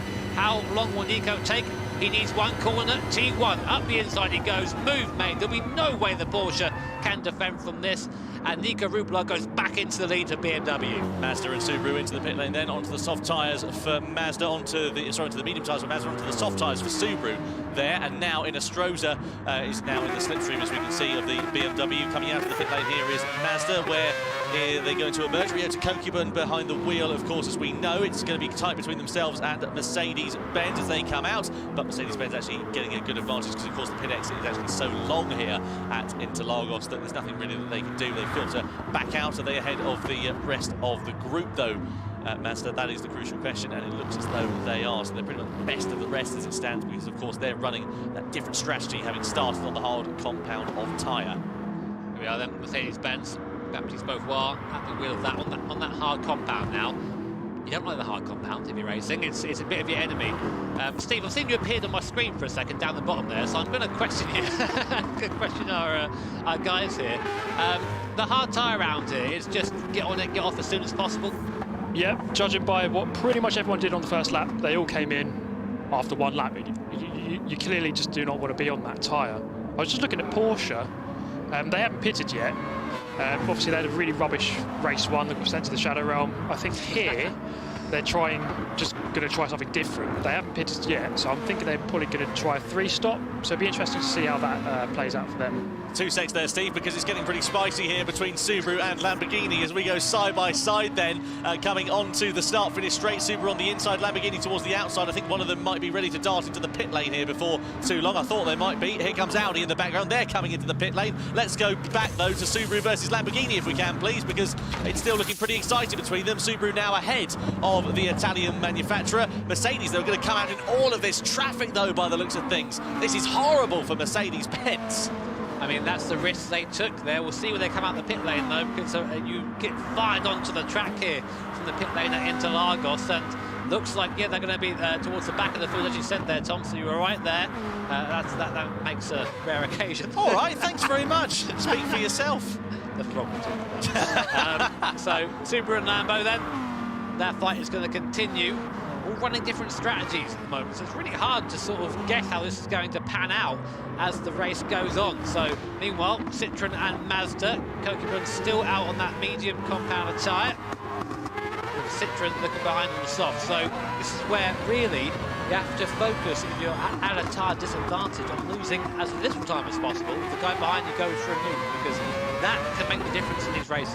2 drivers fighting for honours, 2 Japanese drivers, I should say, fighting for honours. Here comes Honda, though, versus Porsche. Igor Fraga behind the wheel of the Honda. Behind the wheel of the Porsche, of course, as we know, is Angelo Stroza. Pulls to the inside as Igor Fraga. They run side by side, wing mirror to wing mirror, down towards the first corner. Later on the brakes for Honda on the soft compound tyre, a little bit deep into the centre S, but they've got enough time to gather it all up, hold on to position there. The soft compound of rubber really saving his backside. I'll tell you what, big gap now in front. That's 4 seconds. That's really gone up from what we saw on the first part of this race. So looks like Igor Fraga does not have an answer for Nico Rubelat and that BMW right now. And if things end this way, BMW would be our champions, of course, using those 3 points they got from Sydney all those months ago now. So looking to start as continue as they started back then.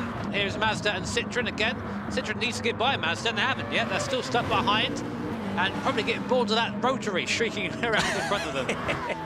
Yeah, the Citroën GT machine, of course, first appeared back in GT5, has never appeared as this guy, as the Group 3 machine until GT Sport, but well, it's a car that has been around for a fair amount of time and is very familiar within the GT community. You can see, meanwhile, in the background there, Igor Fraga with the Subaru WRX getting a little bit liberal with track limits, so it was just 2 wheels onto the grass there. I know it's pretty much famed for rallying, that Subaru, but maybe taking a few liberties. I was giving you a stick there for never getting it right, and I don't know if Igor drives for Subaru, Tom. I meant Mikhail Hazal. You know what I meant. They know what I meant. Don't worry about it. I take great pleasure in this. Oh, as you can tell. Is that another tick off the list, yeah, is it? Back on the list it goes. So Porsche finally pitting in. Angelo Stroza deciding those medium tyres will go no further. Comes onto the soft compounder tyre. Where will he come out, though? Because he's still got quite a bit of a gap to this group of cars behind. So this might actually be a decent shout here from Stroza if he comes out the pits ahead of his, because I think he will. Oh, look at that! Going for the lunge at the last second. Mick Hazal saying, well, if you're not going to overtake the Mazda, I'm going to overtake you. And through goes the 2019 Nations Cup champion, and now starts to line up the Mazda in front. That was a great move. That was fantastic. You see the lateness of the lunge, the awareness that Mikhail Hazal had, and also the Citroën driver as well of Koke Mizuno. Fair play to him, because that couldn't have been easy to spot it, but sent it down the inside and through into 5th position there for Mikhail Hazal. His next target, of course, is going to be Ryota Kokubun, just in the front of your shot. The Porsche, meanwhile, is quite a way up the road, having just made that pit stop on the last lap. But now you can see on the defensive is going to be the Mazda, and you can see just how much more grip underneath him Mikhail Hazal's got with that softer compound of tyre. They're going to flick it left here, running very close to one another through this midsection of the lap, and surely he's just going to try and send it down the inside, maybe into this hairpin. Looks to have a little tries to have a little move, I'll get the words, and eventually they run side by side once again. Mikhail Hazal, with much more grip, is able to run clean around the outside before the next corner. I say that Kokubun worked with him a little bit there. I mean, that would have been quite easy to go 2 by 2 down the bottom, but he knows he would have lost that fight, so he thought, yeah, you know what, fine, take it. If you're that keen, get on with it. and Mick goes up into 4th place. Looking back now from that Impreza, that's a gap already. And imagine you're in the Citroen right now, you're sitting there thinking, what's going on? Why can he get by and I'm still stuck here? That's Mizuno right now, of course, in the Citroen. He's seen his car go by and just leave in the distance. He's still there trying to get by Kokubun in the Mazda. Just having a look at the difference in lap times between these drivers. They're all setting times within half a tenth of each other there and thereabouts. It's so close between the midfield at the moment. It's just phenomenal to see. Meanwhile, someone we've really not mentioned for a few more laps, of course, is Nicolas Rubelar in the BMW. Now 4.4 seconds clear.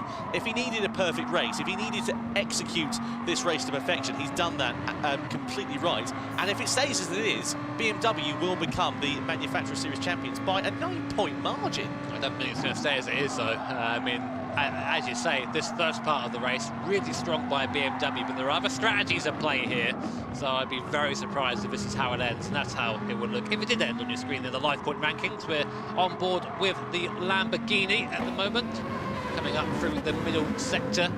Scabilia at the wheel of that at the moment as we come on the right hand, a very tight right hand here. Important to get the car to the right hand side of the circuit as quick as you can coming out of here to prepare for this long downhill left. You can just about get it flat if you get it right on the soft tyres, otherwise it's understeer city off into the green runoff there. Porsche, meanwhile, on an absolute charge at the moment. They've just set the fastest first and second sector on this lap as they go around. They're now 5.9 seconds clear, really trying to put right the wrongs, Angel Inestrosa, just given how terrible this event has gone for them so far. Meanwhile, Citroen and Lamborghini into the pit lane then. They're making their 3rd stop in this race, going soft to soft once again. As we know, of course, they have already run the hard compound of tyre. They get onto the soft once again here for these manufacturers. And let's see what is going to happen then in terms of their race and how their strategy is going to play out as Subaru come on to the Retropostal P4. Steve, there are like 40,000 different strategies going on here, mate. What do you reckon? Yeah, it's really hard to keep track of at this moment, but one team that I'm looking at is Subaru, because I really think that they'll be in the mix for the front, for first place come the end of the race. And Mikael Hizar behind the wheel, I'm still not sure whether he's actually a human, because the way he drives is it's robotic, it's mega consistent, so definitely have a look out for Subaru by the end of the race. Well, we've got a term in sim racing, that is alien. if you're that quick, and Mick doing the same thing there, and I think it's kind of hard. You'll get your spreadsheets out, haven't you, to map this race? Yeah, exactly, yeah. Plot some data. I love that shot there, the camera angle. You can see as the midfield comes through the middle sector, the advantage that Nicolas Rubelar has now. It's come down a little bit over the last lap or so, only by a tenth or two. Let's have a look at a replay here. This is Subaru riding on board here. This is the absolute send from Mikael Hizar into that first corner. Look how late he is on the brakes, the confidence he's got underneath him, and also, crucially, the confidence he has in Koke Mizuno in that Citroen. Down the inside, commitment to the full, and also another position gained. I say confidence, it's just, well, if you defend, we're having a crash.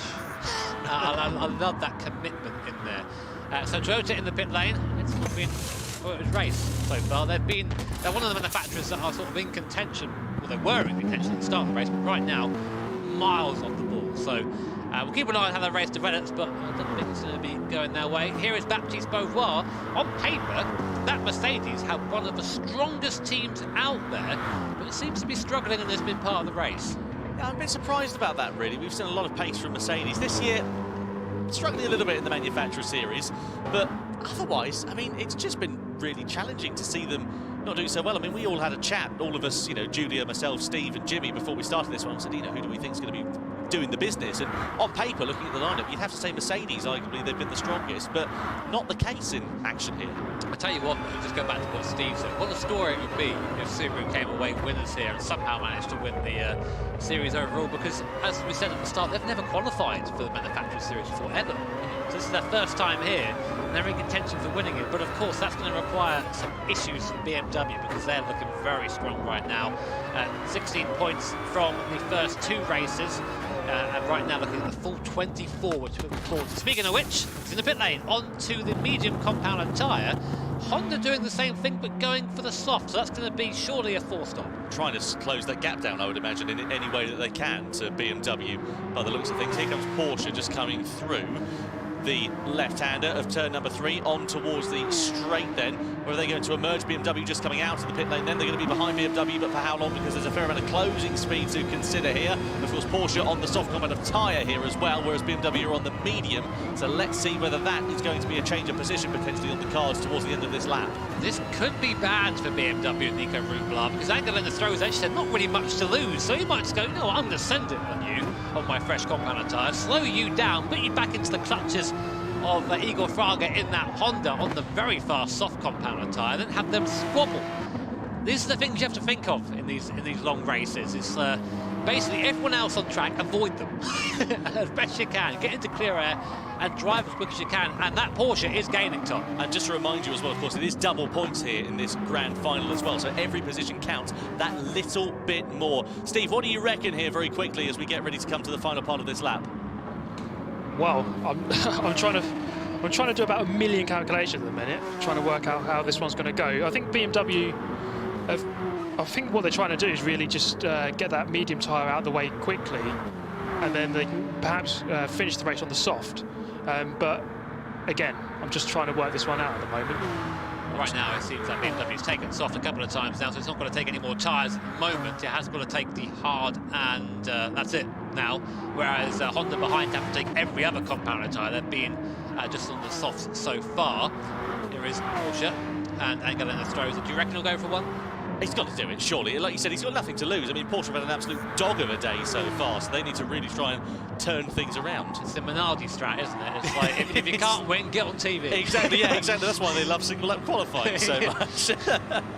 Goodness me, yeah, Angela Nestroza, it's lovely to see him back out on track, and nice to see Porsche fighting at the sharper end of the field. I'm really looking forward to what 2021 brings for the FIA GT Championships. It's great to see the commitment. These guys, of course, have not only been practicing over the course of the last couple of weeks for these manufacturer series events, but they've been racing all year long in the online season. So though you may not have seen it because it's not been a part of our world tour, doesn't mean these guys haven't been racing, and it really is going to count for so much more. Yeah, I've seen a lot of Gran Turismo racing this year, Tom. I think you have as well. So when you see the progression, some drivers really fill the role as they go on. And this is a man, as we sort of said before, Angela Nestroza, who's just got better and better and better as time has gone on in that Porsche. And he's stuck with Porsche too. This might be time for a little bit of reward for him if he can get by BMW. Meanwhile, Ford and Citroën close together on circuit as well. Citroën and has made 3 stops. Ford only made 2 stops as well. So you can see in that column there, just right of the tyre, the amount of stops every team has made so far. And Citroën definitely deep in the slipstream, cuts back to the inside, should have the overspeed now coming down towards T1. We know that Ford is quick in a straight line. It's starting to pull back on the Citroën. It won't quite have the legs to do so though. Up into 7th place goes Citroën. Nicely done there for Koke Mizuno ahead of Adam Tapai, then into P7. Down through the centre rest they go. Just in the background of the shot, you can see the Lamborghini Thomas Scabilia behind the wheel of that one. Hasn't really featured too much in this race, and likewise Lamborghini haven't really featured that heavily over the course of the manufacturer series here today, and I don't think that's to do them a disservice at all, because it takes tremendous effort for all of these manufacturers to qualify for the 12 places that we have available, but they would have been hoping for a far more elevated evening in terms of their standings. Yeah, it's super competitive to qualify for these, and to give you an example of that, no Lexus. They were our 2018 champs. Exactly. Spot on. So there is Mazda now. They have got Mercedes-Benz for company. Mercedes, of course, on the soft compound of tyre. Mazda on the mediums. Different strategy for them at this stage in the race. And one would begin to imagine that it's only a matter of time before the Mercedes-Benz of Baptiste Beauvoir is going to be able to find his way past. Look at the Lamborghini now all over the back of the Ford as well. Adam Tapai really beginning to struggle. Of course, Lamborghini on fresher soft compound rubber there in the background. But look at the closing speed there of Baptiste Beauvoir, and look in the background as well at Koke Mizuno, ready to try and take advantage. Wide coming through there as well. Got a bit slippery onto the power there as he tried to put it down, but just had no grip underneath him. And now it is going to be surely a fairly easy pass there, as I say that, because he comes into the pit lane. Meanwhile, here is Mercedes-Benz versus Citroën, nearly coming side by side down the straight. Pulls to the inside there, does Beauvoir. Koke Mizuno trying to go the long way around the outside and trying to harry him for position, as Mazda coming through the pits there as well. Through the left-hander we go of the of the left-hander, rather, out of turn 3, onto the Retroposta. Here comes Citroën once again, and we go side by side once more. Mercedes-Benz now on the outside, Citroën on the inside. Mizuno ahead into the braking zone, and just about manages to get himself into P4. I've just been watching the pit stops where you were talking about that, Tom, and just seeing which tyre compound everybody is going on to. And as Steve said, I've been keeping an eye on Subaru to see what Mick is doing. And he's now gone on to another set of the soft tyres. That'll be him to the end now, I think. I don't see him stopping again with 10 laps to go on that soft compounder tyre. It would be a bit of a stretch, but he'll make it last, I think. But he has come out in traffic, and that's something that he's been avoiding most of the race, but now he is stuck behind the Ford Lamborghini and actually behind this fight with the Citroën as well. So unless these guys stop soon, Mick might find that he's made a bit of a misstep here. We're expecting Porsche and Angelina Stroza to challenge against BMW. 0.7 of a second that gap sits. It's just going up incrementally as it stands at the moment between the top two. So although in the Stroza should in theory be a little bit quicker, he's not had an opportunity to really attack Nicolas Rubbelard. Meanwhile, here is Subaru versus Ford as we come up the brow of the hill. Then Subaru on the inside, Ford on the outside as we go through. And we can see that Subaru are now ahead into 7th position as into the pit lane come Mercedes-Benz, and Ford also coming in there as well. Bit of a godsend that one for Subaru, because now Mick doesn't have to get by on circuit, just do it in the pit stop. So Beauvoir into the pit lane. Don't think this is going to be Mercedes' day today, Tom. They just haven't quite performed in this last race. I don't think maybe the track suits the car as well as the others did. And now here is the one to watch, Mick Hazal in the Subaru. Now I think that the best he can do right now, if Nico Rubbelard is performing the way he is take that car, even if he wins this race. That wouldn't be enough for Subaru to win overall. Yeah, needs to really try and pull the cat out of the bag, as it were. Here we are as we ride on board then with Toyota. And behind the wheel of that car, of course, as we know, is Tomoki Yamanaka. Oh, I lied, sorry, I was just doing some maths there. My maths is terrible, as I didn't want to tell you. If Mick can win this race, they will win the Euro Series. So there you go. Double points. But, yeah, completely different. Man does maths live and doesn't do a good job. Well, goodness me. Here then is Igor Fraga onto the back of Angelina Stroza in the Porsche then. Into the slipstream he is once again. You can see that closing speed. And we know that that Honda is pretty handy in a straight line. Is Igor Fraga going to be able to find his way through? Well, he pulls to the inside as they come over the timing line, down towards the first corner, late on the brakes, nice and confident, nice and smooth, and through into 2nd position. Lovely stuff from the 2018 champion. Sorry, Tom, I just kind of would think, like, come on, Angel, do something. Like, defend. make it hard for him, you know. He's being too clever, which is annoying for us in the commentary booth. But I wanted to see the pack sort of squeeze up again. But last time he was 7/10 slower than Igor Fraga last time around. So whether he had a moment, whether he made a mistake, I'm not quite sure. But either way, just got no pace at the moment. I think he's a fresh set of softs, so I think that's just a difference in speed at the moment. Mazda, middle of the field right now, defending from VW. There's a Nick Romero in the VW. See him a lot in the online series, did very well there. Not quite translating that to the Manufacturer Series final right now in that VW. Volkswagen not really been anywhere, have they, in this series so far? I mean, they come into this with only 4 points, so it wasn't really going to be a fight for the win for them, but still good to see him out there. Yeah, just looking at Nico Romero's driver cam there, he's got a face like a bulldog chewing a wasp at the moment. He's really not happy with where the position is out on track for VW. And as you said, Jimmy, they haven't really featured too much over the course of this evening. So back to the drawing board, try and recalculate, reevaluate, and hopefully they can turn some things around for 2021. So just looking at the gaps, trying to predict what's going to happen in the next few laps. Steve, do we have you, mate? Can you hear me? Yeah, I was going to ask you about Subaru right now. What do you reckon the chances are with the gaps as they are? I think they've got a really good shout still, because on the last lap, Mick was a second quicker than anyone else. So he is gaining. There's still 8 laps to go. And of course, the main thing I was thinking about is in the last couple of laps, for the last fuel stop, you know, everyone's going to see how well they've done in terms of fuel saving so far. So I think pretty much everyone has to come back in and get refueled. So that's gonna change things. I'm not sure if I caught the fuel for the Subaru when it came in last time. I'm not sure if there was a long stop or not. That might be why he ended up back in the pack. We didn't catch that. So I believe 10 laps on the soft tyre is easily doable. In fact, people have done that in the race so far, and that's how many laps we would see on this tyre towards the end. Maybe even 11 laps, possibly. Essentially, what it boils down to is, let's simplify it a little bit, whoever finishes on the road ahead and and whoever wins the race is probably going to win the manufacturer series if it stays as it is, given the manufacturers that are fighting at the sharper end of the field. So if it stays with BMW at the top, they're probably going to win. If Honda are able to get ahead, they're going to win. I'm just trying to think who's going to beat them. Yeah, exactly.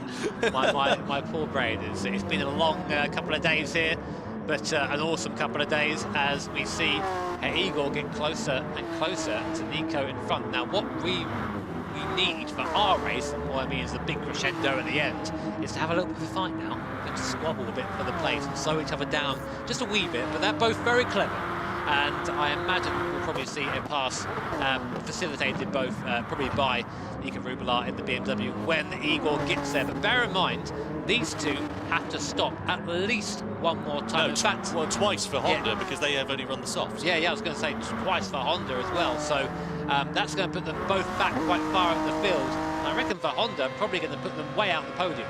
Here's Mazda versus Volkswagen then as we see a replay. So this is side by side coming down the start-finish straight. The favourite move of all of our drivers coming down towards the first corner. And the rotary Mazda is ahead through into 7th position ahead of the Volkswagen Beetle. We are then on board with the Mazda. Yeah, just done a good job today, hasn't he? He's done right, I think, firmly best of the rest in that Mazda. Oh, easily, yeah, easily the most impressive driver of that Mazda, and nothing to take away from Fabien Portier or Jay Wong, but he has been the standout in that lineup over the course of this evening, and looking forward to see what he's going to be able to do over the course of next year as well. Look at this cackle of cars. Meanwhile, here is Lamborghini, Thomas Scabilia behind the wheel, Mercedes-Benz in front with his fellow countryman Matisse Beauvoir, who is behind the wheel. And well, this is going to be an interesting fight between the two of them. They're both on pretty much identical strategies, both on soft tyres. Both have made 4 stops and are running to the end then of this race. So let's see what is going to happen between these drivers as we come towards the crescendo of the manufacturer series. Is Scabilia going to be able to find his way past? Meanwhile, Honda into the pit lane then from the soft to the medium compound of tyres. Now, when are they going to take fuel? Is it going to be now, or are they going to do it a little bit later? They've got 16 laps left, so they're going to have to take some on board to make it to the end. They do take just a few drops, and likewise Porsche doing the same from the soft to the hard compound and taking fuel. I wish I could see how much fuel that Subaru had, because look where they are now. We can see on our mini-map there on the right where the people come out of the pit lane is. That Subaru is going to jump everyone. I think it might come out side by side with Honda. What's there? There it is. So our 2 Nations Cup champions now together on circuit. Igor Fraga goes defensive. Mick goes up the inside, says, thank you very much, son. I'm going to take that place away from you, up into 2nd place. And I don't think Igor's going to have a response because he's on the medium compound of tyres. Say that, he's going to give it a go. They're going to be side by side coming up to T6, a fast right-hander. Mick has the inside line. Igor's going to try the long way around. Will he make it? No chance on that tyre. And Mick keeps 2nd place. Fantastic driving there from Mikael Hazal. Great awareness from Igor Fraga as well, and fantastic respect between the 2 Nations Cup champions that we've had in the FIA GT Championships. And now it is advantage to Subaru, but the crucial question is, do they have to take a bit of fuel on board here as well? If they do, I don't know if it's going to be enough for them, because of course we know that Honda do owe another set of tyres, but it's going to be very, very close. If the gap stays as close as it is, if they're able to extend it out, as you would expect Mikael Hazal to be able to do, then it should be okay. Meanwhile, BMW into the pit lane. 11 litres of fuel left. They'll have to take a bit more on to make it to the end of this one. They will. This is super tight now, super tense. What's the fuel like? How much fuel has Mick got in that Subaru? Wouldn't be able to make it to the end. He goes across the line, goes up into the lead for now, but Fraga's come back at him on the straight there, using the toe, and it looks like they're working together a little bit now. You never thought you'd hear that, would you? The 2018-2019 Nations Cup champions working together right now to try and challenge the BMW. Where is Nico Fraga? There he is, coming out of the pit lane behind the Subaru WRX and behind the Honda, so he's lost out there, and now I think we've got a straight fight on track between Subaru and BMW, because bear in mind, Honda, they still owe a pit stop. I tell you what, the face that Nicolas Rublev just pulled on the driver cam, he should start going to award ceremonies if he's going to lose like that, because he was so gracious, he was smiling all the way. It was like, oh yeah, well, there's nothing I can do about this. Well, Nico's usually a fairly positive sort of guy, but if it were me, there wouldn't have been smiles, I can tell you that now. But here comes the fight. The thing is, it's sort of a foregone conclusion at this point, because I say Honda, they owe another stop.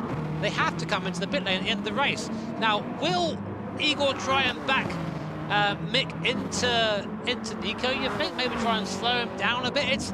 There's not much he can really do here. He's kind of a bit defenceless, as you say. I mean, you know, it would be a great result for Honda if it finished as it is, but of course, like you say, they owe that other set of tyres, and that's going to put them back into, at best, what's that, about third place if they've taken a bit of fuel on board here. Steve, where do you think they'd emerge when Honda come into the pit lane if the gap stays as they are? I'm looking at it now. You're looking at about a 10-second loss, so it could be 6th or 7th. It's not looking good for them at the moment, I don't think. Cheers there, Steve. Well, that is bad news indeed there, and you can see 4.5 seconds back of that trio of drivers sits Porsche, and only 8 tenths of a second back. Yeah, it's going to be right in this gaggle of cars that are all fighting for position, so this could be pretty disastrous, actually, as it turns out for Honda, from going from fighting for the race lead, and their strategy just has not worked out at all here.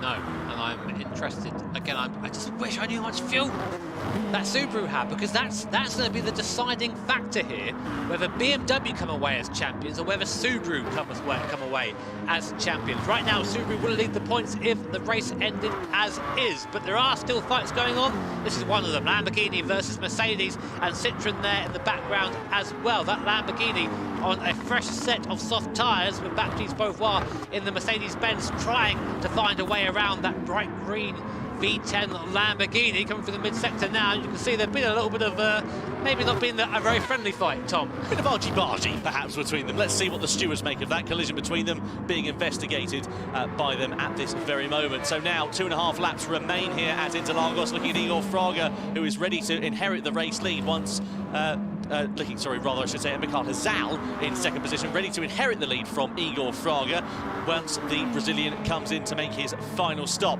from that Honda NSX. A warning is given then to Mercedes-Benz owing to that contact with the Lamborghini, so the two Frenchmen having a bit of a tete-a-tete, as it were, out there on track. And we look then, as we come down towards that first corner, BMW there in the background. Well, it'll be a good second place there for BMW, but it won't be quite the race victory that Nicolas Roubillard would have been dreaming of at the start of this. No, and of course they are both pulling away now from the BMW. Look at Porsche. Porsche's still there. They're still up there. They're on the hard tyres, so they're going to be probably, Angel's probably going to be in his rear-view mirror for the last part of the race, but he's still managed to put that car in a decent position with a different strategy from everybody else. So that's really impressive by him, but he's still got 2 laps to fend off the train of soft runners behind him. Now here's a view back from the Honda of Igor Fraga. And I know I keep going on about it, but it's just so good to see back on track again fighting. It's been a while. Yeah, we love a nice ding-dong battle between these two guys, and that's exactly what we're treated to here in this Manufacturer Series final then. Let's see what is going to happen between them. Thomas Kabilia had found his way down to 11th very quickly, and is looking very annoyed on the driver cam. So I'd say maybe a bit more contact between the two cars. Yeah. Didn't miss it though. Steve, did you manage to catch what happened there? I did. So there was an initial contact through turn 1 about 2 laps ago. Then they did the same again a lap later. And then going down to the Rita Aposta, the Mercedes just sort of elbowed his way in and just shoved him off into the shadow realm. So probably expect a penalty for Mercedes, I would have thought. Oh dear. Well, less a tete-a-tete and more a bigger argument in French that I can't remember what it's called. I need to work on that. Good job. Thank you. Yeah, top commentary, really. French with Tom Brooks. There you go. I mean, this is great to see, and I'm thinking at this point, given that Mick is still out there in that Subaru, that he's got the fuel, and he's going to be just sitting there behind you. Why do you think he's not past, or why do you think he's not trying to get past? He's sitting there going, I'll just have a bit more. I'll just make sure I get to the end. Yeah, there's no need for him to get past. Honda are going to be pitting at the end of this lap, going on to the hard compound tyre, unless Igor's made a bit of a boo-boo. Like, it's not the first time he'd have done that, to be fair. It doesn't even matter if he doesn't pit, because if Subaru comes second here, they will win. And I can't tell you what a massive story that would be. We've said it a couple of times before. They've come into the series and they've never qualified before. Ever, ever, ever. And Takuma Miyazono, Danny Solis, Mick Hazal, they all got together online and said, come on, this is the year. Let's get Subaru into the Manufacturer Series. And they've done just that and one more. They are just a lap and a half away from victory in the Manufacturer Series if Mick can just eke out that fuel and get to the finish line. Well, this is going to be very exciting. What a great crescendo it's turning out to be. So, Igor Fraga and Honda ready to come into the pit lane then at the end of this lap here. Meanwhile, in the background, I'm just keeping a closer eye on Angel Nostroza, and the gap actually was 0.8 of a second. It's now gone up to just over 1 second between 4th and 5th position. So though he's on the slowest, the hard competitive tyre, Fraga into the pit lane, by the way. Meanwhile, a penalty there being given to Mercedes-Benz for colliding with another car. Sounds like a bit of a slam dunk from what we heard from Steve. Just coming back to that thought in just a few moments' time, because here we go then. As you can see, that penalty ready to be served, but not quite yet. Side by side we go. Meanwhile, here comes Citroen on the inside, Mazda as well. This is getting pretty hairy down in towards the centre S. Mazda on the outside of Mercedes, and here comes the Citroen of Koke Mizuno, who runs side by side with Ryota Kokubun as well through the left-hander. Somehow the Mercedes is able to end up on top, but they're about to serve that penalty, and that's going to allow the Mazda and the Citroen to go sliding on through. Yeah, penalty line quite late here at Interlagos, so we'll be able to get back into the fight quite quickly, but Mazda and Citroen will be going down to the wire now. Kokubun trying to defend the best he can. He's on older tyres than the Citroen behind, so it's going to be a hell of a job for him to do that.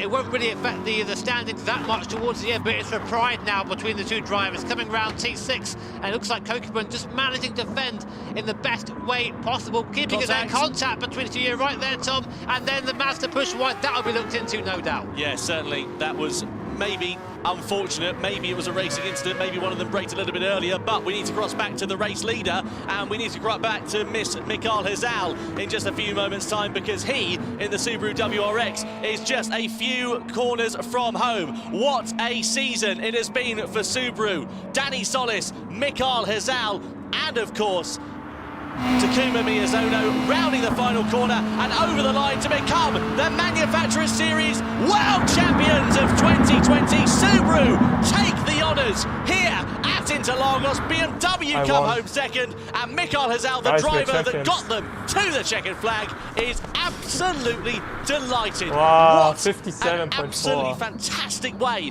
to end the Manufacturers Series, and the reign lives on. Japanese manufacturers winning it 3 years in a row. That was just a victory lap for Mick at the end. He pulled an absolute blinder. As Steve said, you have to wonder, is this guy human? He comes in here after being away, not being at his best, and turning up for the final and just smashes the competition. That's the Mick Hazal way. What a great end to the season then in the Manufacturer Series. Subaru taking top honours ahead of BMW and Mercedes-Benz in the final points rankings. Porsche finishing third in that race to get a podium. Great last lap there from Angel Nostroza to stay safe on that hard compound of tyre. Anyway, what a great race. Let's head back over to Super GT. Oh my goodness, what a race that was. Brilliant performance from Mikael Hazal, as ever. In the Subaru, dragging it through to an amazing victory, which is really good because I told him everything he knows about Gran Turismo Sport, of course. But in all seriousness, a brilliant performance from him. And a big shout out to Porsche, who were the only team to make the two-stop work. And they come away in third in that race. Just want to mention that Citroen did get a 1 second penalty. That demoted them from 5th to 7th in that race. But it was a brilliant race. What do you make of it, Tom? Yeah, to be honest with you, Steve, I'm just about recovered from that one. It was unbelievable, wasn't it? I mean, there was so much tension in the final stages of that. I mean, everybody drove supremely well. You don't get the manufacturers to qualify for the top 12 spaces we have without driving very well. And they showed why they have that level of performance here tonight. No, it's just mad. And again, I want to reiterate just how impressive it was from Porsche to get third. Angel Nostroza cementing himself on the scene as one of the drivers to definitely watch in the future. But Mick Hazal, ladies and gentlemen, doing what Mick Hazal does best.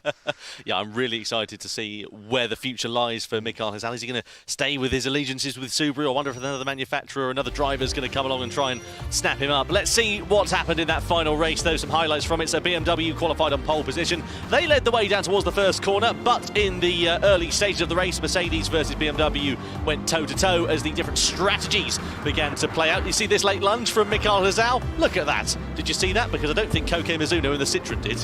No, I don't think he expected that at all, but that's exactly what you can expect from the 2019 Nations Cup champ, rounding outside of the Mazda on his way to chase down these guys. This is Igor Fraga overtaking Angel Nostroza in the Porsche. That Honda, though, too bad on its tyres, unfortunately, didn't quite get things working, and it ended up with this. Both our champs coming together.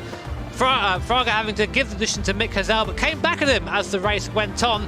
They made this great moment where BMW Nico Rubler, who drove a faultless race up until then, just didn't quite have the speed to come out ahead of Mick Hazal. Mikael Hazal, though, coming over the line to take the win in the race and cementing Subaru's place at the top of the Manufacturers Series standings. Porsche coming home third on the road after a meteoric drive from Angel Enestrosa. But look at the delight on this man's face. Mikael Hazal, the Turkish driver, on top again in the 2020 FIA GT Championships. Guys, we're champions. Yeah. Can't believe it, man. I have to say thank you for being my teammates. Like as I said, without you it wasn't possible. It wasn't possible without you guys. And I wanted to say thank you very much for driving for Subaru. Proud of Boxer, yo! I just can't believe I won something. That's incredible. Oh my gosh.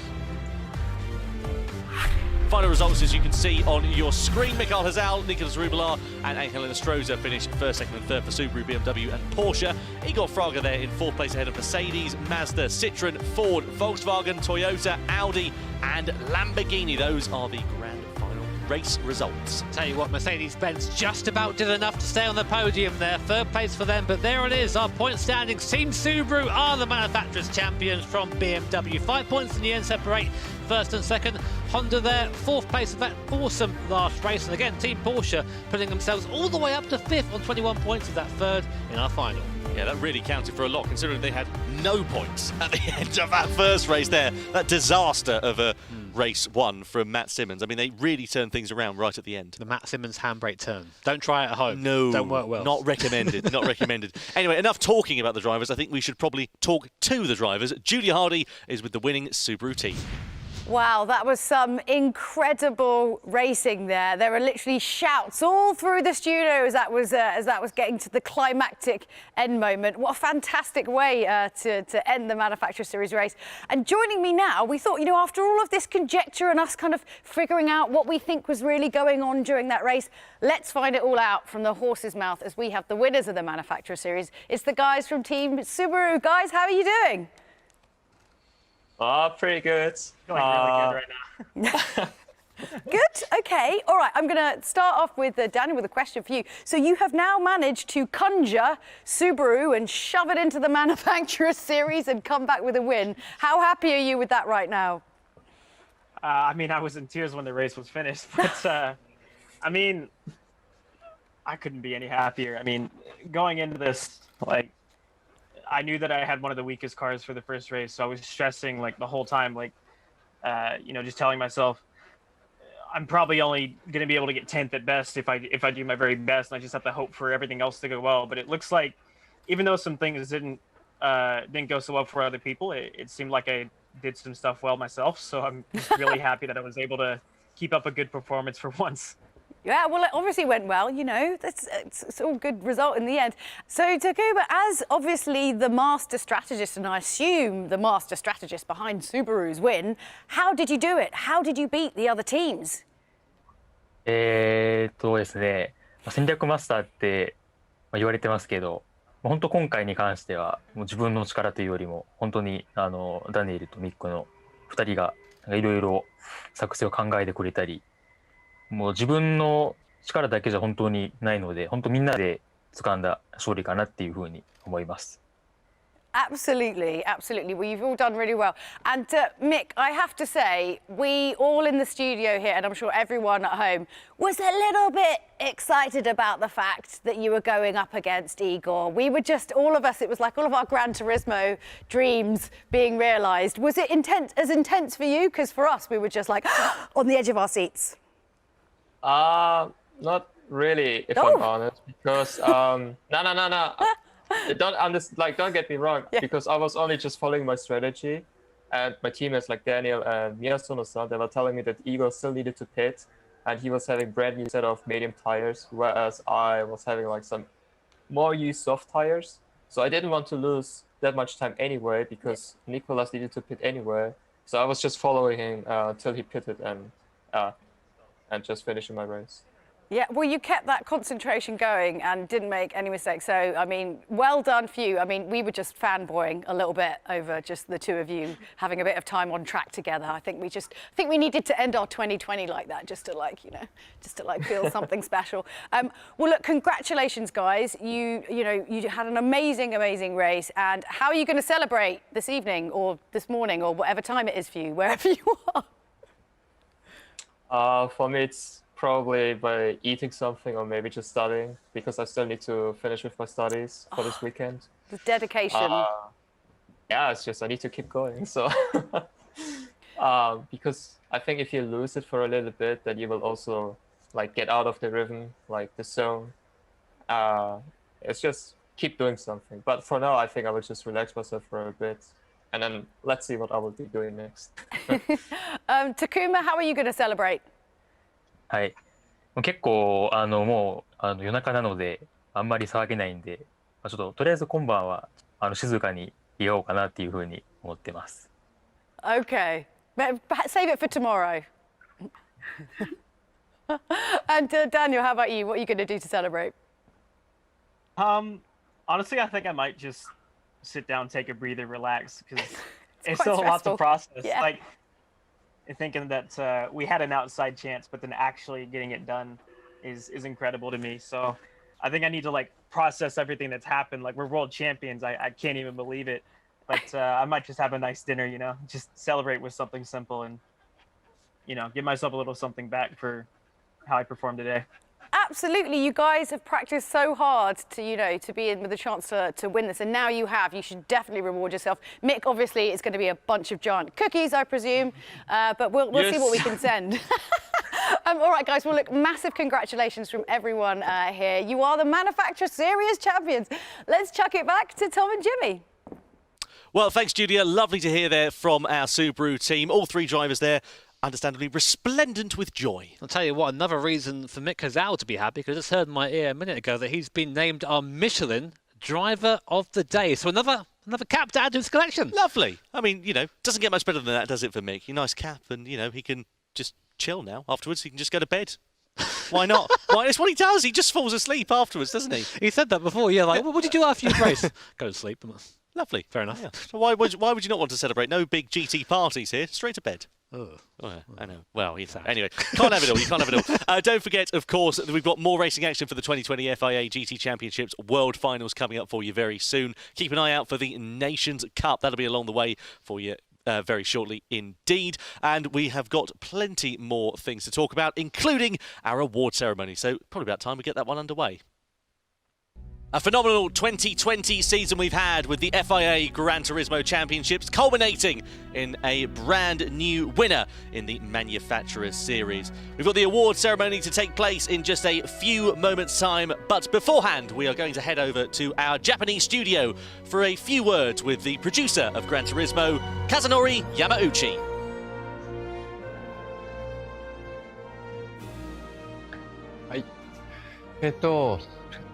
まずはチームスバル、それから BMW、そしてチームメルセデスの皆さん、本日は本当におめでとうございます。このマニファクチャラーシリーズというのは、もちろんそこに登場しているマニファクチャラーの車たちも魅力なんですけれども、毎回僕が見ていて思うのは、やっぱりそれに乗るドライバーの皆さんの素晴らしさなんですね。それを今日改めて感じました。本当におめでとうございます。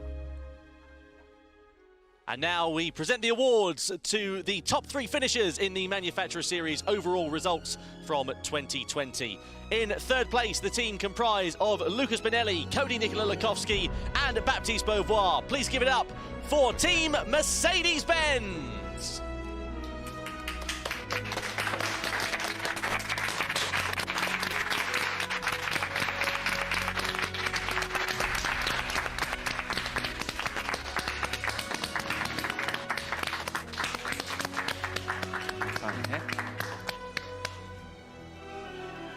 In second position, the team comprised of Koke Lopez, Randall Hayward and Nicholas Rubelar. It is Team BMW.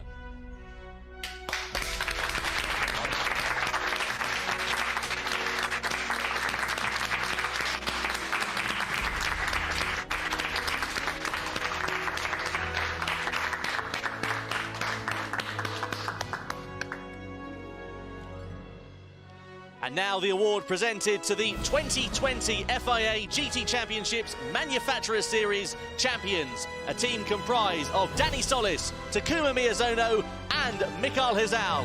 It is Team Subaru!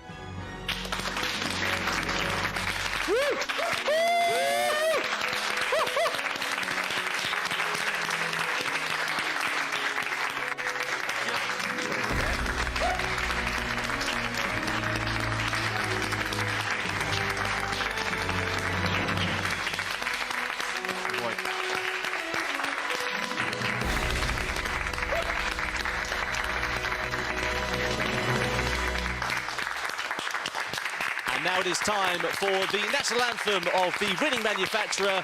The national anthem, please, of Japan.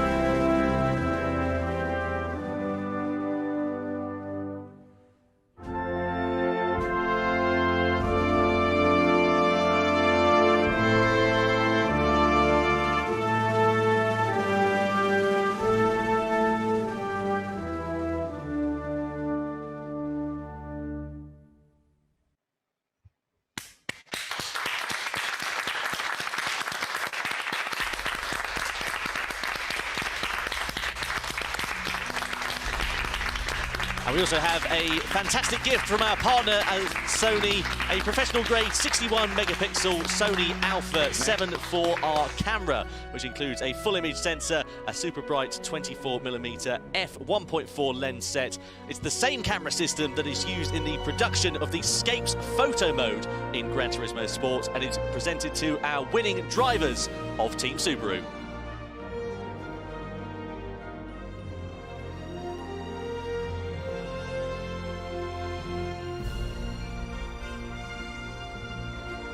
And before we conclude the award ceremony here today for the Manufacturer Series, we're going to first head back over to our Japanese studio for a final word with producer Kazunori Yamauchi. はい、今日のレース、3つのレースありましたけれども、コースと車の組み合わせを考えるとね、必ずしもスバルの車が一番速かったわけではおそらくないと思うんですね。でもそんな中で、ダニエルと宮園君と、ミカエルの3人が、本当にその才能と能力を生かしきって、なんかこう奇跡のように掴んだ勝利だと思います。1年前にミカエル・ヒザルが、ネーションズカップのチャンピオンになった時に、来年はマニファクチャーシリーズのチャンピオンになるって言ったんですね。実際彼は今年、マニファクチャーシリーズにしか参戦していなかった。で、チャンピオンを取る、このトロフィーを取るって言って実際にそれを取るってやっぱすごいことですよね。だから今日の本当にスバルチームの皆さんのね力というのには感激をしました。皆さんおめでとうございます。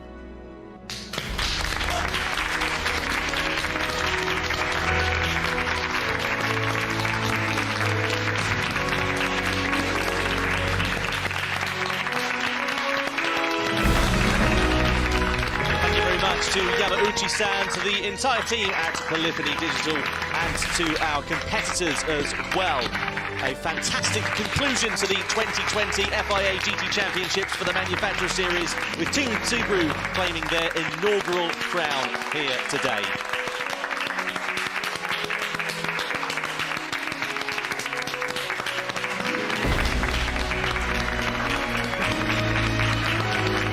So Team Subaru are crowned the inaugural champions of 2020. A fantastic season end. And of course we'll go all again back in 2021 as well. Thank you to Julia Hardy, to Steve Brown and to Jimmy Broadbent. From myself, Tom Brooks, thank you very much indeed for joining us. And we'll see you again very soon for more racing action with the FIA Gran Turismo Championships.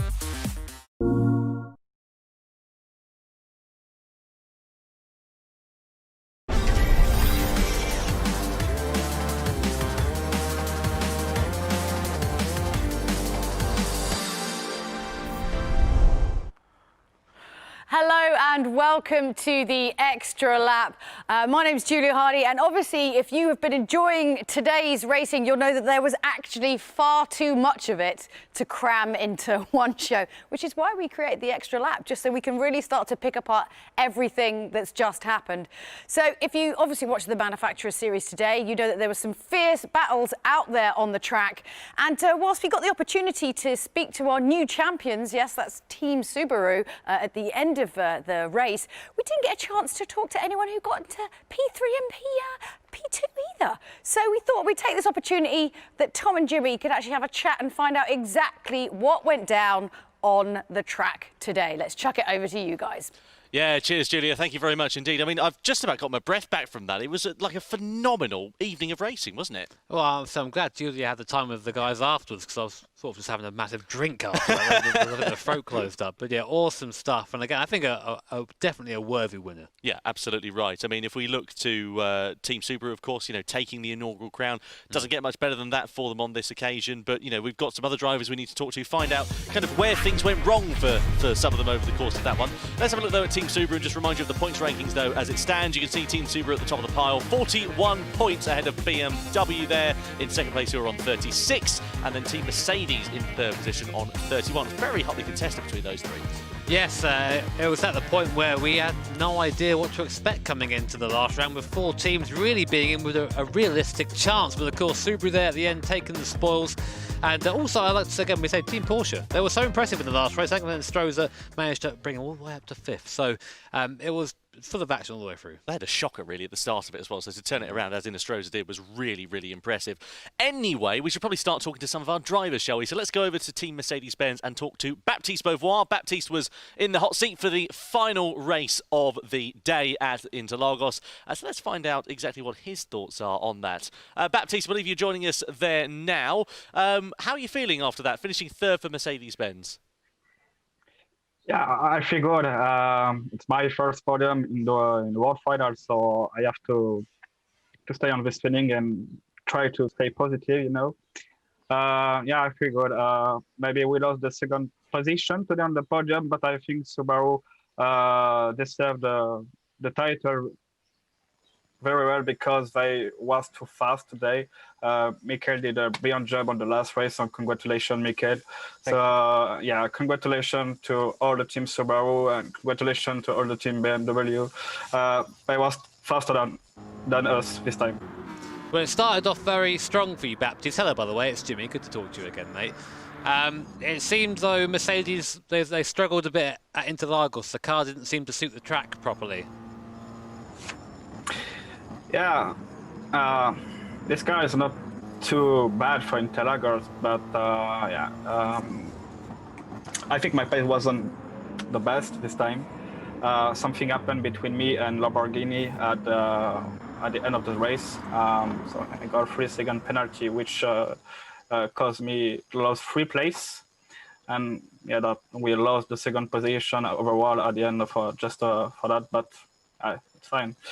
We will try a better result next time. Nice stuff. Well, Baptiste, thank you very much. Lovely to chat to you there, get your thoughts on that one, and congratulations to yourself and indeed the whole of Team Mercedes-Benz for finishing in third position. Let's go over to second place now, Nicolas Rubelar for Team BMW. So close, Nicolas, but yet so far. I mean, how are you feeling after the day's action for yourself and the BMW team? Well, it's kind of like... I just wanted to get the first place because we had a strong strategy, but yeah, I can't complain with the second place. I'm really happy that we could bring our favorite manufacturers up on this place of the podium. Yeah, Subaru had a better strategy than us, and it was showed on the race results, but still, we are pretty happy with our performance with Koga race, with Randall race, and with my race as well. So yeah, overall, we are really happy with this result. So Nico, of course, we were watching the driver cams during the race, and your face when you came out behind Subaru and Honda sort of said it all, really. Is that when you knew the win was gone? Yeah, it was exactly like that because I couldn't keep the pace of the sub tires in the hards. So also he was on the slipstream of the Honda. So still it was like, no, I can't catch him, and stick to the second place. Well, nice one, Nicholas. Good to chat to you, mate. Thank you very much indeed for taking the time to catch up with us. Congratulations to yourself, to Randall and to Koke as well. All of the BMW team did a great job. But now let's go over to the 2020 Manufacturer Series champions as well. Team Subaru, of course. Mikael Hazal is with us. Mick, I mean, how are you feeling after that, mate? Phenomenal drive at the end of it, but a great job from your teammates all day long as well.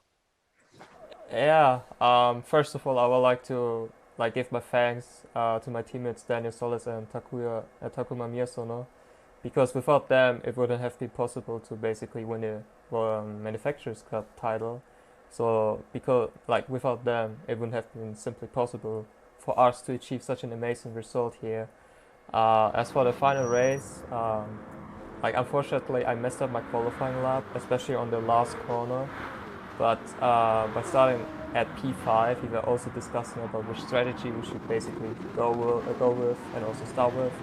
And then, yeah, I think we chose the right strategy, and everything went well this evening. So I'm also truly happy for the outcome of it. Well, you've firstly, hello, Mick. It's Jimmy. Good to talk to you again, mate. Hope you're doing well. It was very nice to see you and Igor back on track battling again. You've both been a little bit absent this year. Was it nice to be back racing against Igor again? Well, it was. I think when I joined just ahead of him. No. I think he joined just ahead of me, but I overtook him after the pit lane. But then I realized that with him having the newer medium tires and me having, let's say, the worn soft tires, I realized that he was basically much faster with that. So I tried to basically let him by and use the slipstream to basically him pulling me away, because I also saw that Nicolas also needed to pit as well. So I didn't want to lose that much time, and I just followed Igor's slipstream. Well, Mick, congratulations to yourself and to Team Subaru. But that's not the only thing that you've won tonight, is it, Jimmy? No, Mick, you've also been given special on a Michelin Driver of the Day. I'm not sure how many caps that is for you. You've got a collection at the moment. So, yeah, I think that's a pretty decent return for you, mate. Well, I have to say thank you a lot. But in my opinion, it shouldn't just be me who should be giving the Driver of the Day, because my teammates like Daniel and Miyasono-san, they were also doing a fantastic job today. So I wished they could have basically got the same, let's say the Driver of the Day as well, because they also deserved it. Maybe even much more than I did. But again, yeah, thank you. You can take turns wearing the hat, Mick, if you want. You can send it around. Goodness me. Well, congratulations, and thank you as well to Baptiste Beauvoir, to Nicolas Roubillard, and of course to Mikael Hazal as well. Congratulations to Team BMW, to Team Subaru, our Manufacturer Series 2020 champions, and of course to Team Mercedes-Benz there as well. What a brilliant way to end the Manufacturer Series for 2020. Thank you to Steve Brown, to Julia Hardy, to Jimmy Broadbent alongside me, and thank you from myself, Tom Brooks, as well. Thank you to you at home for watching, and we'll see you for more action to come in the 2020 FIA GT Championships very soon.